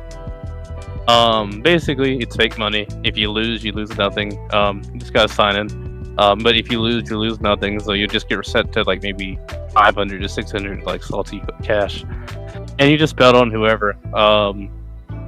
Don't bet on JoJo and don't bet on Dragon Ball Z. You should be all right. What? If you don't bet on Goku, yeah. Don't bet on Goku. But I don't like this game. Cute. You can always bet on Goku. That motherfucker always comes through. Yeah, he always pulls out a new form or something at the end of the day. But they got like characters like they got normal characters you fight in games, and you got like characters that are straight up modded, where like they'll just one tap your other character like when pretty much at the start of the match or before the match even starts. Matter of fact. I guess I'll just mention on Steam, because I don't know how big everyone's minds are when it comes to fighting games, but if you're looking for other fighting games to play online, well, there's Grand Blue Fantasy, which is actually a mainstream game and is actually quite sizable with quite a few people playing it. And then another one, if you want something a little different, is called Idol Showdown. Now, I don't know much about the what you call them again? What would you call those streamers that have like anime avatars? VTubers. VTubers, yeah. This Idol Showdown is basically a fighting game about VTubers. There's actual VTuber characters as the characters. You can play as them, and apparently it's a really, really good game. It's one of the highest rated fighting games actually on Steam, I think. Yeah, so I don't know if anyone's interested in VTubers, but apparently the Idol Showdown is a pretty good game. Oh, Idol. This looks kind of cool. Okay. VTubers are awesome because Emiru likes them. Oh Lord. There's also a Brony fighting game. I forget what it's called. I've heard about that one. It's absolutely fantastic, and to be fair, it does look really good. Alright, well, I think here's a good time to cut it off. Yeah, we learned a lot about some fighting games. I definitely want to check out Super Crazy Jam. I forgot what that One Piece one is, but Hunter, you should definitely check that one out. One Piece Fighting Adventure. Yeah. One Piece Hot games. One Piece. I'm gonna put it in the Discord chat. One Piece Fighting Adventure. I'm gonna leave it there for Hunter to check out. Hell yeah. But yeah. So alright. So we're gonna end it here. So plug your socials one last time. If you got any announcements, say your announcements. And then Seven Ninja. Well, outro question. Pull it up, Jamie. We need one. You try to get me, right? Do you think you could survive in the Fallout universe? Okay. Alright, so I am your host, SquallRush. I got the link tree in the description or in my bio, so check it out if you want to follow my other platforms I'll be posting on. I got the Buy Me a Coffee account if there's no donate button from wherever you're watching. Let's see. And then announcements. I got the backup accounts in my link tree for like my YouTube channels, just in case I get some more copyright strikes for whatever reason. What else? I got the reverse Nuzlocke I'm doing, so be on the lookout for those videos. I got one that I just posted this morning, so that should be interesting if you're interested in that. And I got the anime sessions video that I'm going to be posting either tomorrow. I think it's going to be like in 2 days from now. So when did Elle find out that Light was Kira? So yeah, be on the lookout for that one. Other than that, would I be able to find, or would I be able to survive the Fallout universe? We'll go on a limb and say no. I'm a very sheltered city kid with no real survival skills.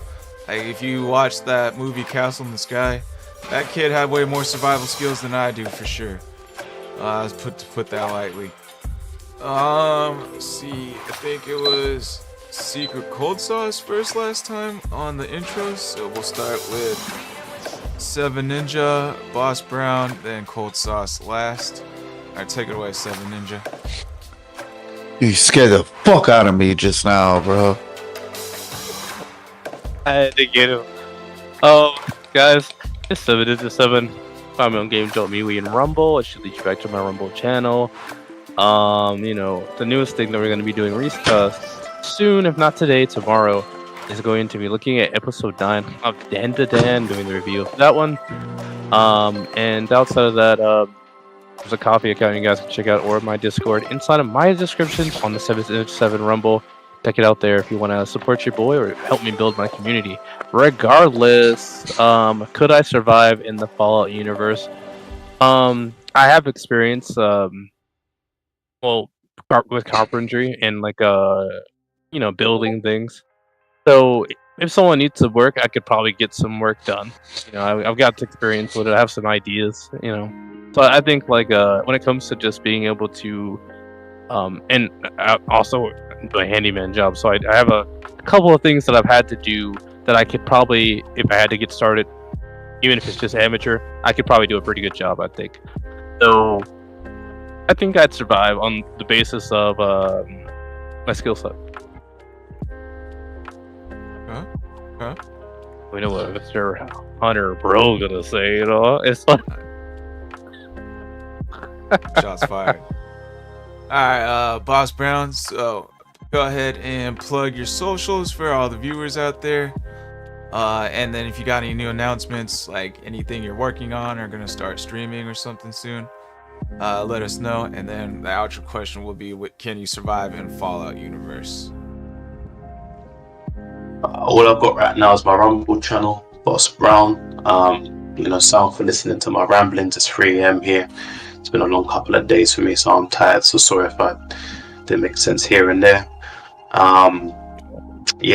Certified gaming badman. If you on my channel, I'll be doing a lot of fighting game stuff, a lot of my indie stuff. Not just fighting games, but fighting game related things. There's I've got a video of a fighting game card game that my brethren in Brazil has made. So check that out if you want to see something a little different than that. You want to talk to me about fighting games, just holler at me, let me know. I love chatting. I want to get more chatting to me in the streaming thing. I've only kind of just started the streaming side of it. Can I survive the Fallout world? I'm a bomber glove bad man. So 100%. That's it. Sick. Alright. Secret Cold Sauce.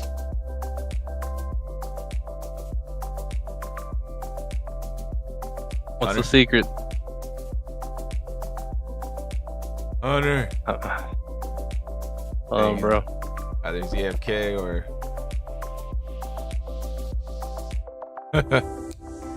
Damn, he missed the outros. That sucks. I think his internet crap. He said he got scared, maybe he got a heart attack or something. That's a good one. You can find Hunter on Tick. So it's on TikTok. Look up Hunter on Tick. That's Secret Cold Sauce. That's the guy. So again, Hunter on Tick. The ugliest man alive. It's like, but yeah.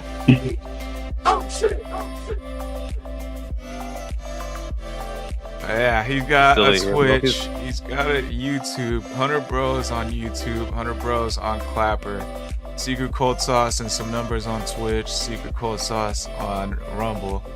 He's not normally posting on those like he does on TikTok. That's his main platform. But yeah. Allegedly most handsome guy ever in the whole entire universe. That's just his opinion. Other than that, I'm gonna go on a limb and say no, he can't survive in Fallout. Yeah. We try to fight the first thing you see. we're gonna end it before he can get back and correct us on everything we said. So that was it for Nerding Out. Yeah, we'll catch you guys for Senzu Talks Wednesday. And then we got Great Nimbus Debates next weekend. Most likely we're gonna move it from Saturdays to Sundays, since I think that's the better day for everyone to hang on. Yeah, thank everyone for being here. Thank the panel, thank the viewers. We'll catch y'all in the next one. Peace out, y'all. One love, peace.